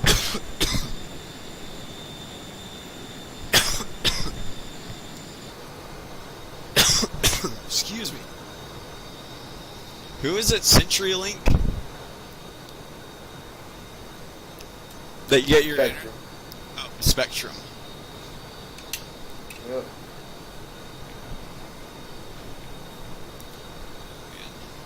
It's ridiculous.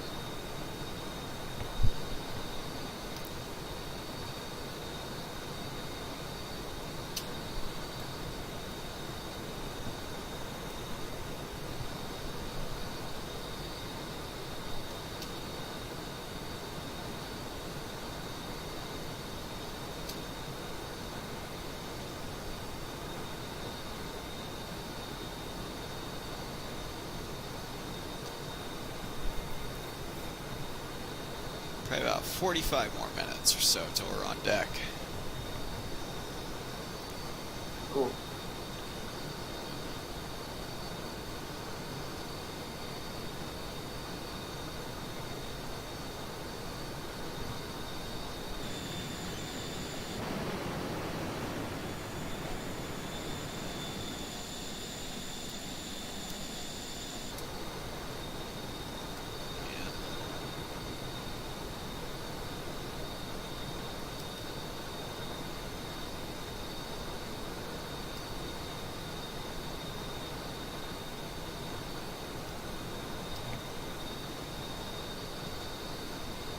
Sure, you know, I can go nose cold for right now.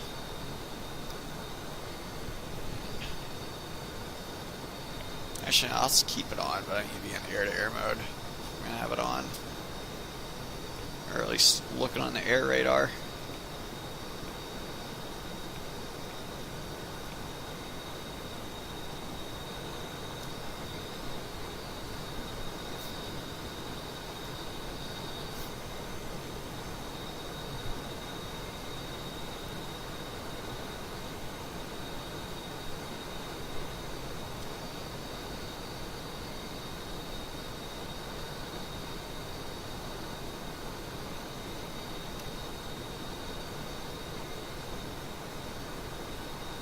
Death Pony joined.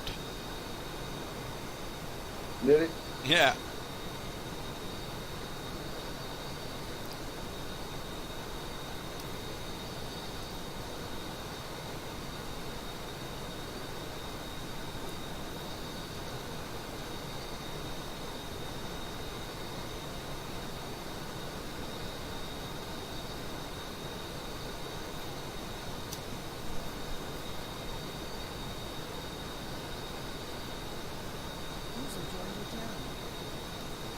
Hey, what up, Death Pony? F4. Go. I'm on my way back from blowing up 3 SAM sites. Oh, man. Okay. I'm heading back to the ship right now. Still got 420 miles to go. Ah, shit. I think I got caching on. Oh, dang. Oh, it's sitting here.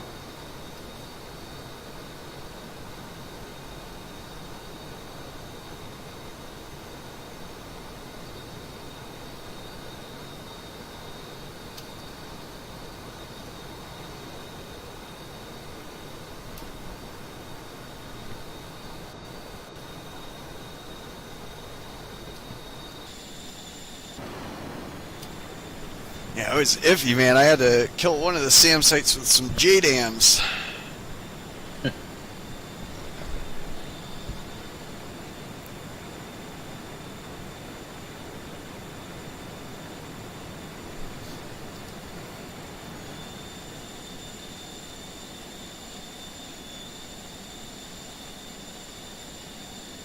Oh, dang.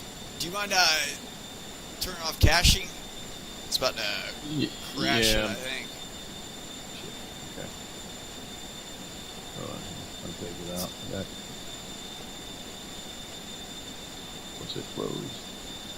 Got it. There we go.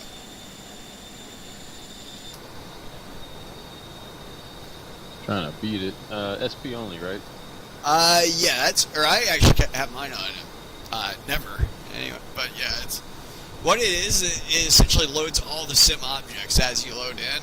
Does that make sense? You know? And it just drags a hole. Okay. Yeah. So single player, That's, it wouldn't really matter. Like you would just have a longer loading time. You know, Yeah. if you have a fast enough computer, if it can just load the sim object as you drop it, you know, it's usually not too big of a deal. That's the inhibit backpack object creation, right? No, that one you want to have unchecked. Like, because that means you can't spawn weapons and stuff like that. But yeah, you'll want to look for object caching, is on either off or never or single player only. There it is.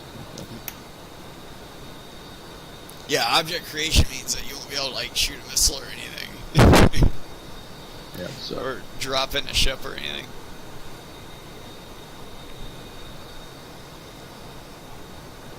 I'm not sure what that would do in this server though. If it's on for the host, you know, like if you can get shot at, Yeah. I think it still allows go it. off of you. Yeah. But yeah, I keep mine. Yeah, there's no real point in running TAC Pack if you have that off. Right, it takes away all the fun stuff from TAC Pack. Then I gotta log out, and log back in because it. Yeah. Start FSX. How's your fourth? Oh, not too bad. Yeah. Did some housework and then shot much stuff. Nice. I'll be back in a minute. Are you you'll be on the server for a bit or? Is it Yeah, short? yeah. I still got at least probably got another like 30 minutes something back at least. Or no, it should be more than that. Yeah, probably like 45 minutes. Cool. Or no, Want to come actually- in with a? Yeah, probably somewhere around 30 and 40 minutes, I think. Okay. I want to come in with a super saver. Oh yeah. User disconnected from the channel. What, do you get out of here already? Oh, I think he might have just hit the wrong button or something. I guess.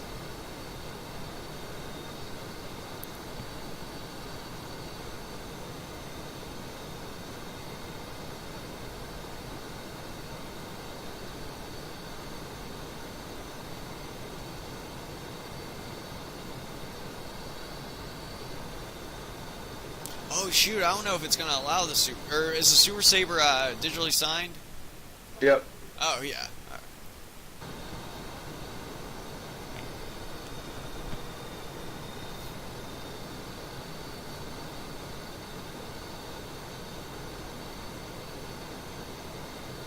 Let's see. Yeah, probably about in the next 10 minutes I should be getting the ship tack in. Hopefully. Predicting it's going to be slightly to our right. Yeah.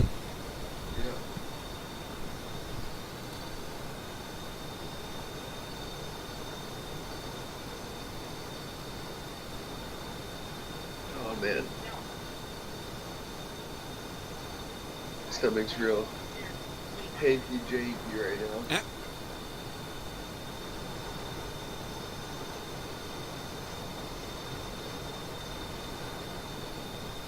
If I don't talk much, that's why. Huh? Oh. User joined your channel. Yeah.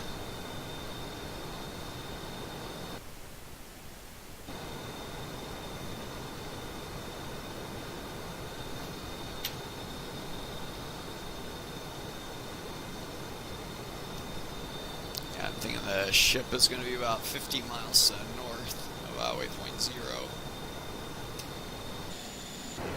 I see you back there.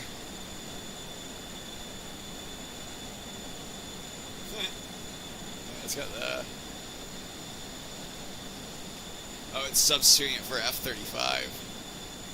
Yeah. Yeah.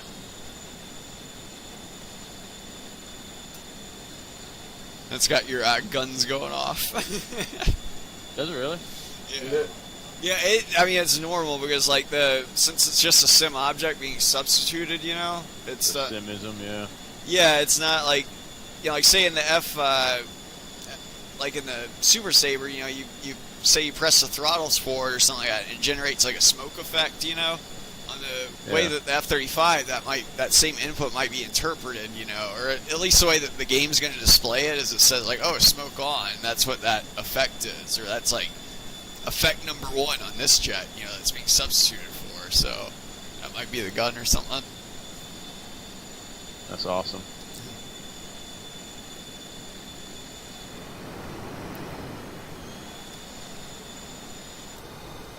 Let's see.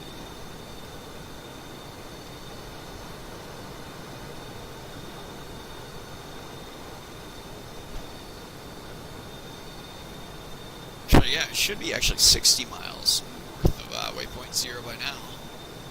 So I wonder if I shoot my guns, what it would do. Probably might do the same thing if it only has like one smoke effect or one effect for the. If Dino's model only uses one effect, Yeah. Yeah,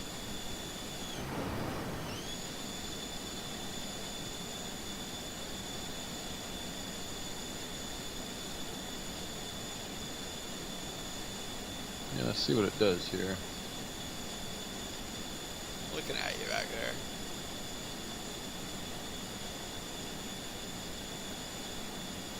Nothing, huh? I think it turned the gun off for a second.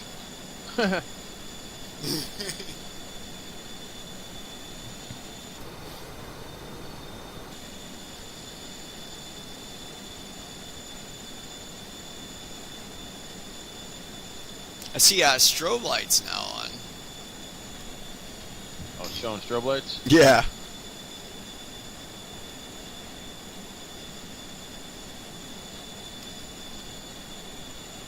Problem this F-100, for some reason, it doesn't always fire up the cockpit lights. It shows them on the outside, but not on the inside. Yeah.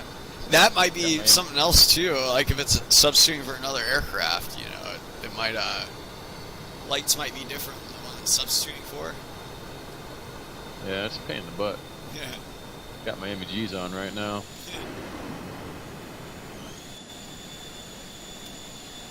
That's something. Yeah, you know a lot more about that than me. I've flown one time a Cessna 172 under PVS 7s, and I hated Yeah. it. Like, Oh man, that's the best thing ever. well, I love them on the ground and everything, but it was but it Did you have mono or bi? mono PVS 7s are just one intensifier too. Yeah, you gotta have Yeah. bi. I've heard about that because don't you use usually like one eye to focus it on the instruments or something like that, and then the other eye? No, that'll screw you up quick. But you definitely want to have both eyes going, get that full perception, which is still limited. But yeah, single eye wouldn't do much for you unless you're walking or driving. And they work fine on the ground. The 7s, like they have the same supposedly resolution and the same field of view. It's just that it splits the beam, down the middle.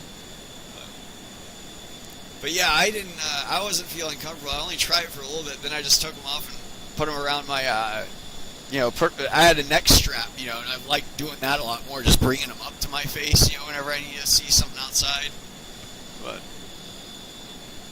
But yeah, I was trying it with my buddy, the former, he was the Black Hawk pilot that went to RC-12s, Yeah. Yeah, he was trying it with me too, and he was granted he had experience, with it obviously. Yep. But, Yeah, you definitely gotta get used to them. yeah. But it was. I lost you guys there. Oh, Screwing dang, around here. I'm doing 1.02 Mach right now. I got the get there itis. I can pull it back a little bit. Yeah. Well, hold on. Yeah, shit. Where are we at here? 36,000 feet. Yeah, I'm full afterburner at 350 knots indicated. Oh yeah, I'm 345 right now. Okay, what heading you at? 180, or actually probably about 183. Okay. See a little city underneath of us there. Yeah, I guess it's the same way on the ground. Like working with night vision at first, like you kind of have to get used to, especially doing like room clearing or something like that. You start tripping a lot. Yep. Yeah, no, they're good. Just gotta, like I said, get used to them. And Yeah. biggest thing, you gotta learn to keep your head in a swivel when you're flying. Yeah. That's what my buddy was telling me.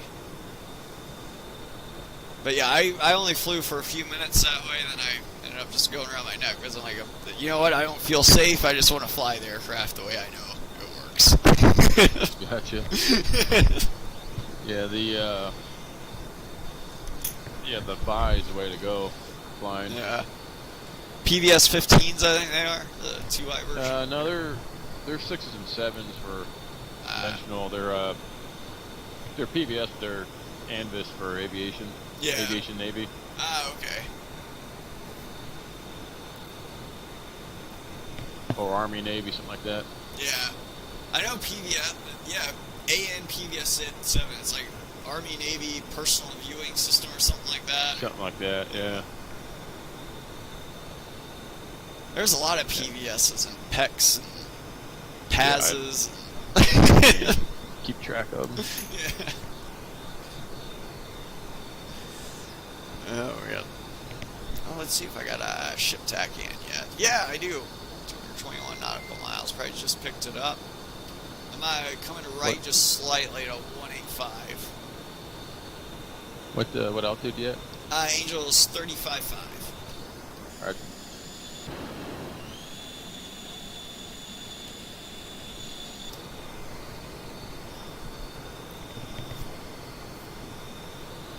Yeah, one of the things that I would have thought that would bug me, at least in an aircraft like this, if I had goggles on my face, is like in a dogfight or something like that, like knocking my face into the canopy glass and stuff. Oh, yeah. Yeah, you wouldn't want to dogfight with them. Yeah, like whenever, at least in this game, that's what I'm considering. That's one of the reasons I prefer the HUD night vision thing, or like the FLIR on the HUD. Yeah. Granted, in this game, it pretty much makes it night vision on your HUD, you know, but I know in real life it's supposed to be a thermal system that overlays on it. It really sucks having a cockpit that's not lit up. Oh, dang, your Super Saber is not lighting up? No, there's an issue with this plane, and I need to contact them. Yeah. I could get to sometimes show the red floodlight, but I'm yet to show all the instruments. Makes landing a little tougher at night. Because you're supposed to use the force or something. Yeah. 100%.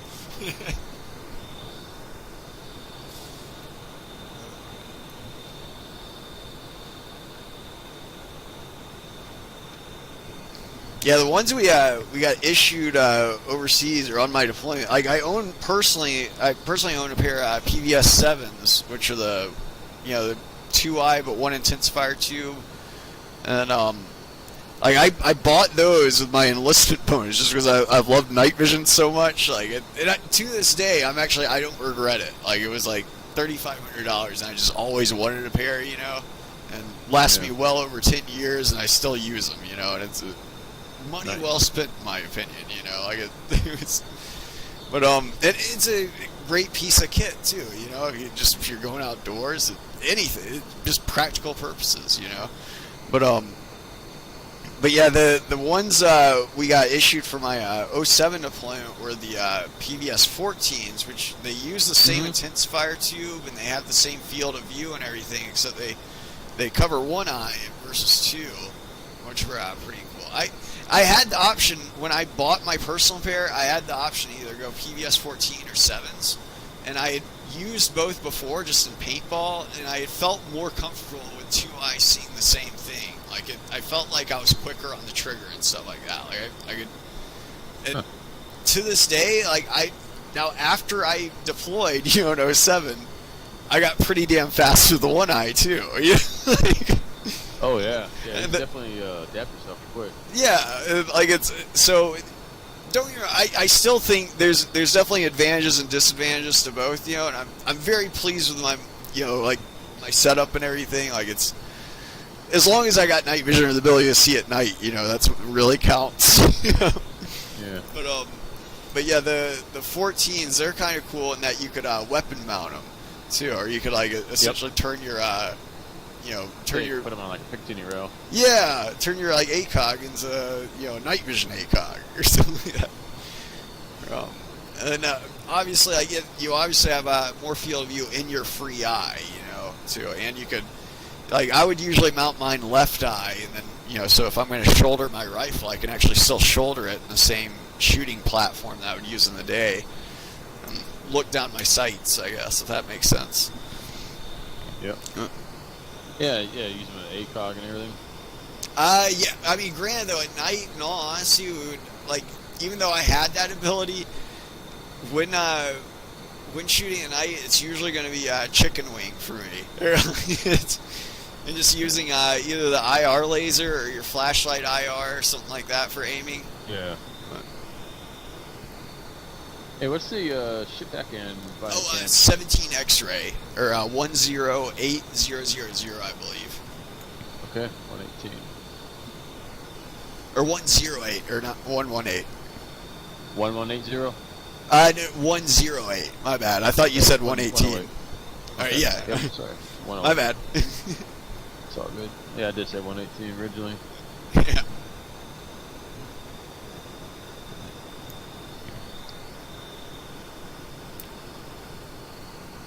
But yeah, those are like I said, it's still debatable which one's better, but yeah, I'm very happy with my 7s still. What I do like about the 7s, both eyes, is you don't have to worry as much about eye pro at night. That's true, yeah. And like I said, I think I'm quicker on the trigger still. Like, even though I got adapted to the other ones pretty well, like I still feel like if it's dark enough, like I would actually still prefer the 7s if it's like totally dark out. Like the darker it is, the more I want the 7s. The more like dusk or like urban area, I guess it is, where you got a lot of ambient lighting. Like the 14s would probably be more optimal. Yeah, the 14s are just they're definitely better. Not by much. I mean, they are in a lot of aspects. They're just cleaner, different generation. Oh, the 7s are still the same. Actually, no. Yeah, if you buy 7s, like personally, like I did, they got the same intensifier tubes as the modern 14s.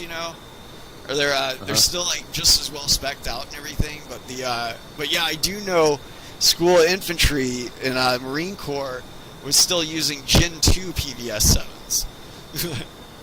Huh. Or like a lot of the Gen 2s supposedly, or yeah, a lot of the PVS 7s that the military bought were Gen 2. So they're like, they look a lot crappier, I guess, when you look through those. The military issued, military issued PVS 7s are usually going to be a generation behind. Because I think after they started acquiring most of the Gen 3 stuff, it was pretty much all 14s after they started buying those. And 14s, they still work great in pitch black too. Like, I don't want to say like you can't use them. Yeah, they're still perfectly acceptable. Sure thing beats a flashlight.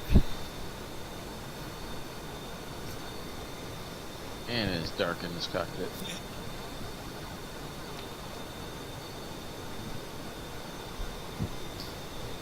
I couldn't pick up the ship on TACAN as far as distance goes. Oh dang, I'm getting at 145 right now. 145? Okay, let me look again. Or 145 miles out. My bad. Yeah, it's still That's all directly good. in front of us. 185. And you say 108 nothing, right? Yeah, 108000. Let me confirm that through the menu real quick. Yep, 108000. Huh. Yeah, it's not showing anything. That's weird. They might not have integrated the ship TACAN with that one. Is that like the Milviz one? Or It is, but I mean, it typically works so. Man, I'm not sure what I was tuned to a little bit ago, but it showed 160 nautical miles out. This one's not picking anything. Huh. Unless it's a conversion, maybe. So I put the actual frequency in, and let me see here. Yeah, it's 17. Channel 17. Yeah, No, that's yours what I'm. is- That's what I'm using. A 17 X-ray. Huh. Well, phooey. Let's see if I got an antenna disconfigured.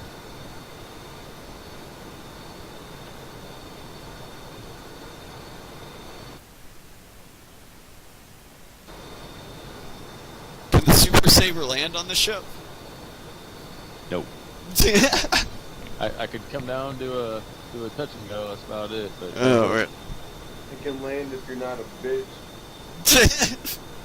right? I could drop some You- snake eyes on it. We're gonna have a barricaded landing probably. Don't they have that net that goes up that can like catch airplanes? Yeah. That'd probably hook me up. Yeah. You can probably use that for just about anything as long as it fits. You have to. I really haven't done a whole lot of landings on the carrier. Do you have to ask them to do it, or Oh, what's that? do I have to like request that for the landing? Oh, like in this server? Yeah. No. We don't have any ATC or anything like that. But, well, I mean, for the ship to come down and have the barricade up. Oh no, it doesn't work in TAC Pack. I was just saying in real Oh, it life. doesn't work in tech pack at all. Yeah. Okay. I mean, technically, you could simulate it maybe by shooting those slews off, but I guess you could like simulate by like pausing or something like that. I'll try to come down as slow as I can, full flaps and everything, but probably won't end well. this thing likes to adverse yaw pretty quick and spin you out and roll. Oh, right. Well, the waypoint just to the south of the ship, right about let's see, the ship's doing 30 knots. I've been streaming for two and a half hours right now, so that would be 75 nautical miles to the north. Yeah. So yeah, you got a town 75 nautical miles to the south of the ship. Okay.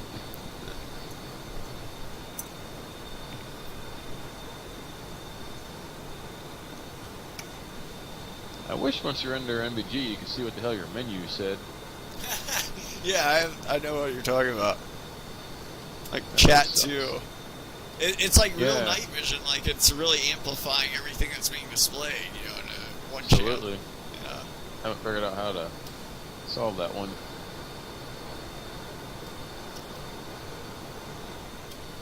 Yeah, I always have to go out of night vision and look at a menu.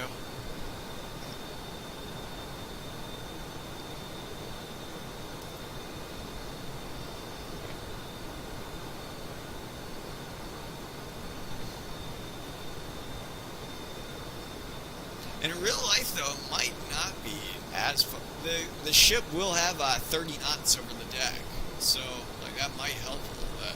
If your landing speed's like 130 knots, or if you can get it down that slow, then you Yeah. have the rest of the ship to decelerate that 100 knots. Maybe. We'll see.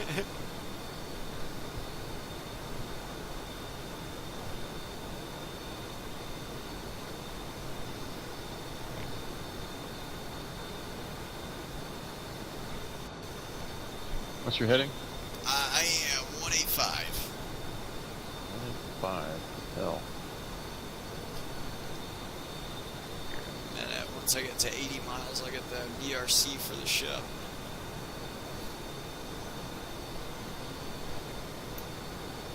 You see me out there at all? Oh shoot! I don't look behind me. I do Got not. the lights on. I had your needles for a minute. My RWR. I think you're off to my left. I think I am too right now. Let me scoop over. Problem is though, is I'm heading 270 right now. Does that make sense? Oh dang! Yeah, if you're going out to sea. Yeah. Let's see if I can pull something up on a GPS here. Does the ship show on GPS? It does not, unfortunately. Okay.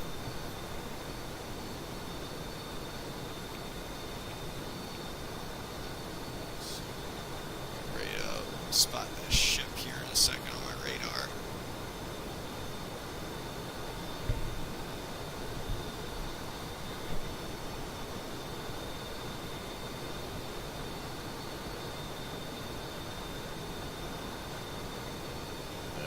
Let's see what the heck I'm doing here.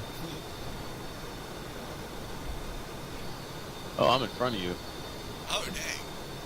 Yeah, past you. Okay, let me circle back around here. 80 miles now.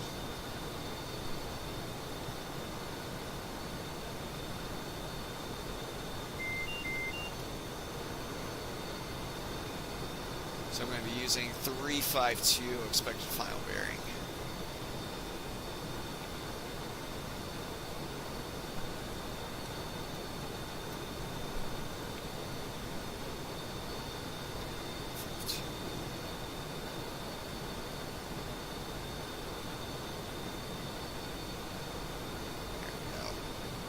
I'm going to be coming back to the south for right now, or 180, just to get behind the ship. It's coming back towards me right now.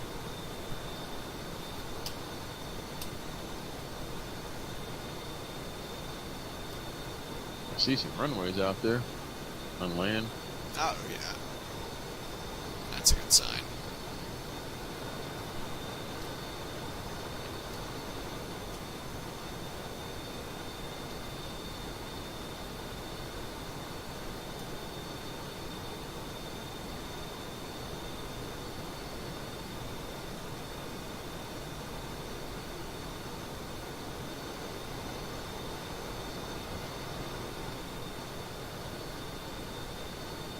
I got 2 degrees alpha, super speed. Going to 1.2 Mach now.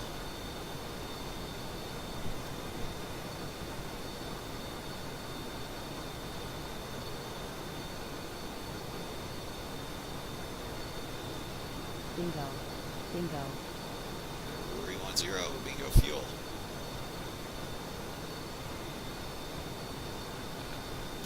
It's kind of a new mistake on my part. I didn't have my bingo set. It probably should have been set at like 10.0. 500 nautical miles out.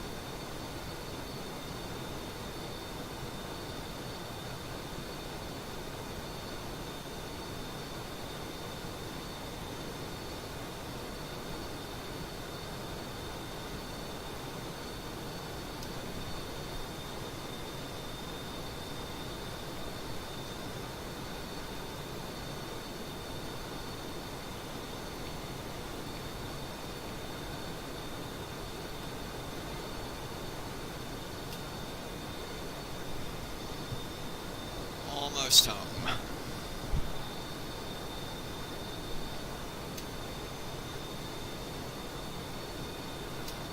45 miles north of the ship right now.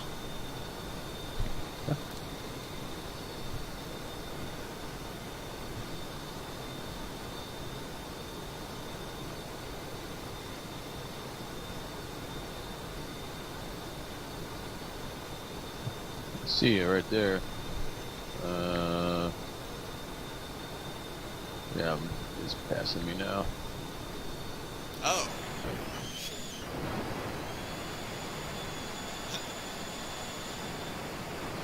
That's yeah. You do see me or no? I do not. Okay. Yeah, I guess intersecting is more like it. Could be miles apart from each other, I don't know. Let's see.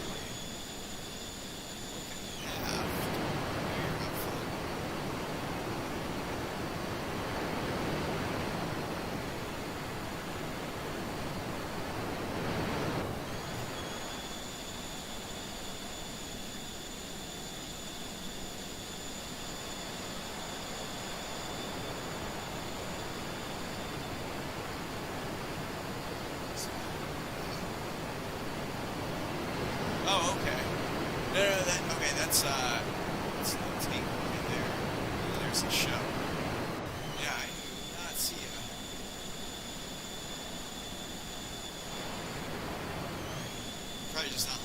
right spot. What's your altitude right now? Angel's 35. Still? Okay.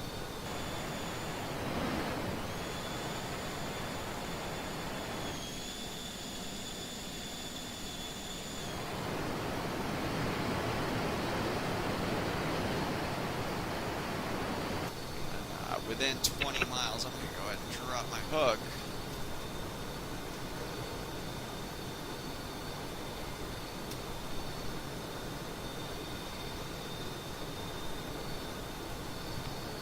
You have IR lights on? I do not. I'm actually totally dark Nothing. right now. Okay. I'm tacticooled. Yeah.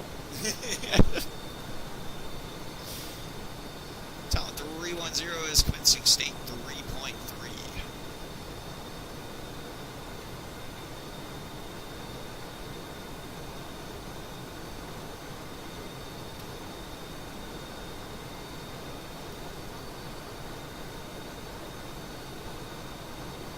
Be nice and lightweight for this trap.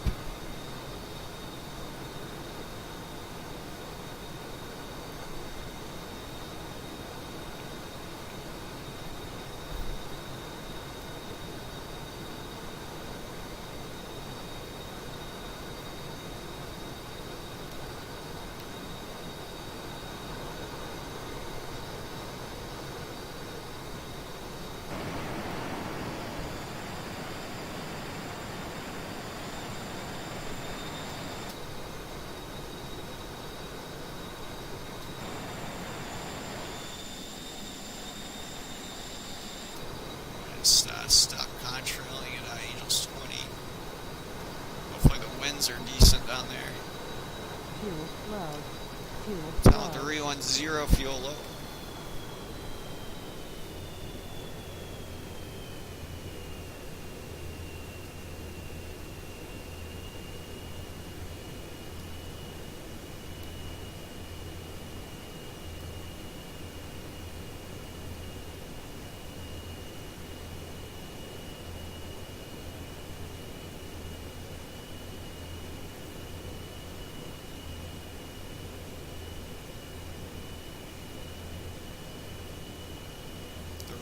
I see something out there. I don't know if that's a runway or the carrier. Got lights on. Platform 2.2.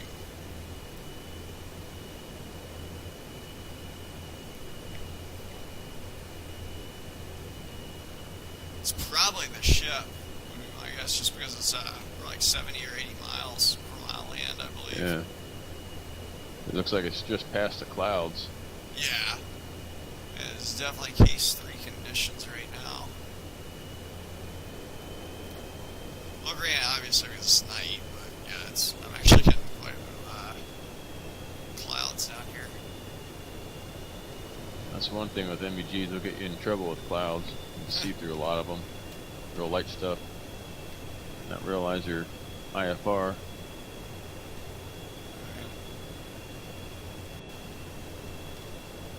Yeah, I never did pick up the damn ship on attack end. That's interesting. I wonder if the ILS needles work for you. 110 Okay. Try putting 108.00 into your nav 2 and turn that on. And then in your nav 1, do 110.00. I don't think the Thud has a nav 1 and 2. Let me see here. Shit, I never called it. Yeah, it's got regular comm and attack in. Huh. Talent 310 is 7 miles needles, fly left, fly up.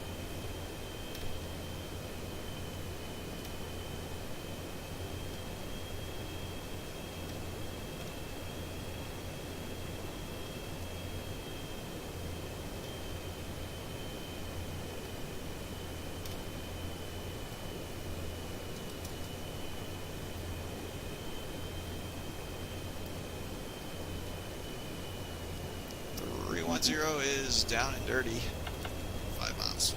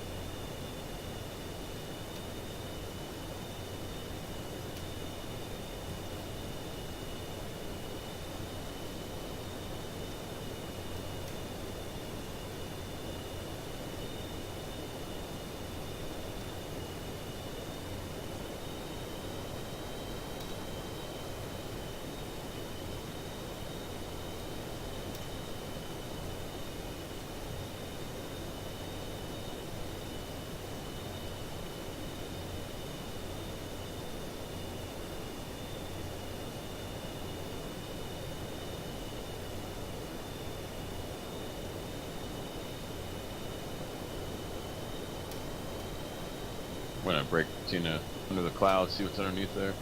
Be careful, the ocean is right underneath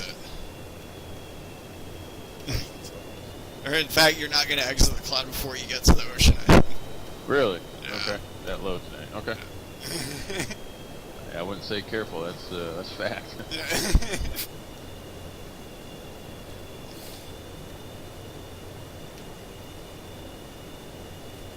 Oh man, I got a huge crosswind right now. 7 knots out of the east. Yeah, you do. Yeah, freaking velocity vector's way off to the side. But I can barely see the ball. But I can see the ball. Talent Oh 310. shit! I think I see the ship right there. Talent 310 is 1.5 miles. Likewise, one center line. Rhino ball 1.9 manual.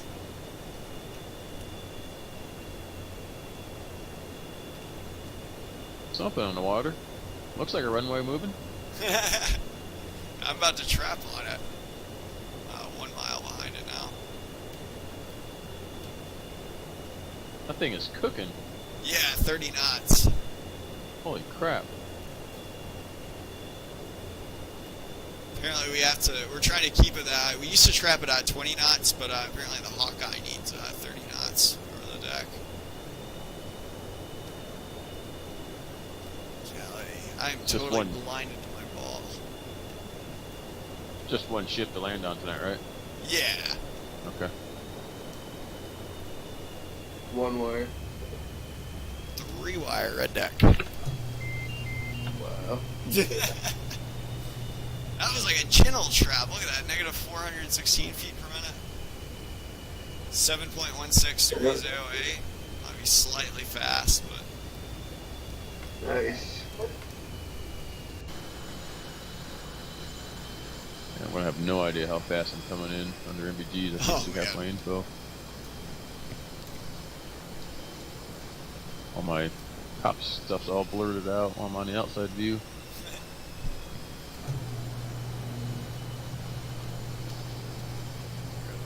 my spectator view.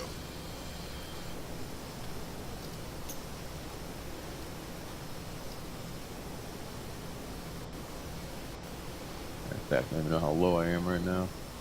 Yeah, I do not see you yet. Really? Oh, okay, there you are. I think that's you. I would predict like 3 miles away, maybe. Maybe, yeah, it's really hard to spot you. You're over the cloud layer, I think, still. Yeah. Yeah, I got your strobe up there.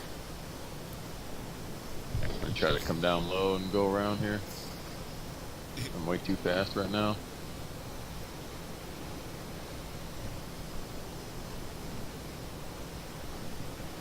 Okay. Get ready to fly over.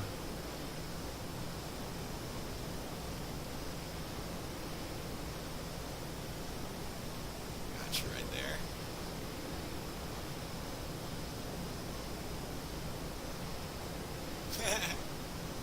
It just showed the gun shooting again.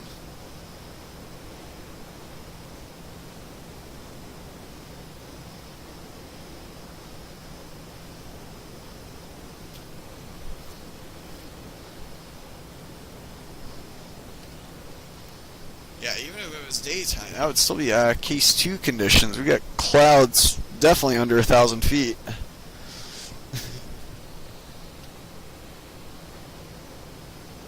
Yeah, I'm like 100 feet off the deck here. I see the water glistening. Excuse me. That's it.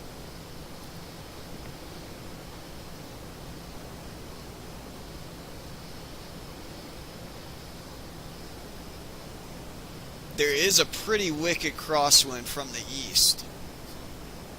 Okay. There's my compressor stall.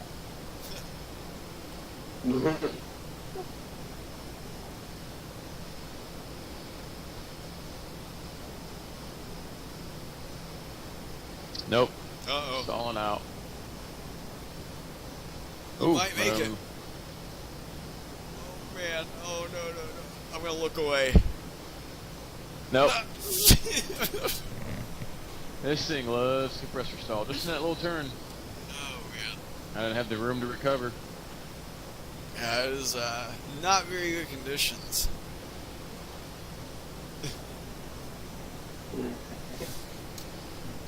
I don't even know where the hell you guys are at. Oh shoot. Eh. Yeah, that was I don't you flying that thing in these conditions without being able to see instruments and whatnot. Hats off to you. A for effort. I was just getting ready to say, hey, no compressor stall's doing good, and then poof. Oh man. That's one of the main things that killed this airplane in the life cycle. I think I'm gonna call it a stream though, at least for now, if that's cool. Yeah. Go ahead and sign off a year, but we should be back up tomorrow. Oh man, tomorrow's gonna be IMC night. That's we fly in usually 1/16 mile visibility. Cool, man. Talk to you later. Yeah. Oh yeah, I'll still be around TeamSpeak and whatnot once we go offline. Okay. But yeah, appreciate anyone tuning in, and we will hopefully see you tomorrow. And happy flying till next time.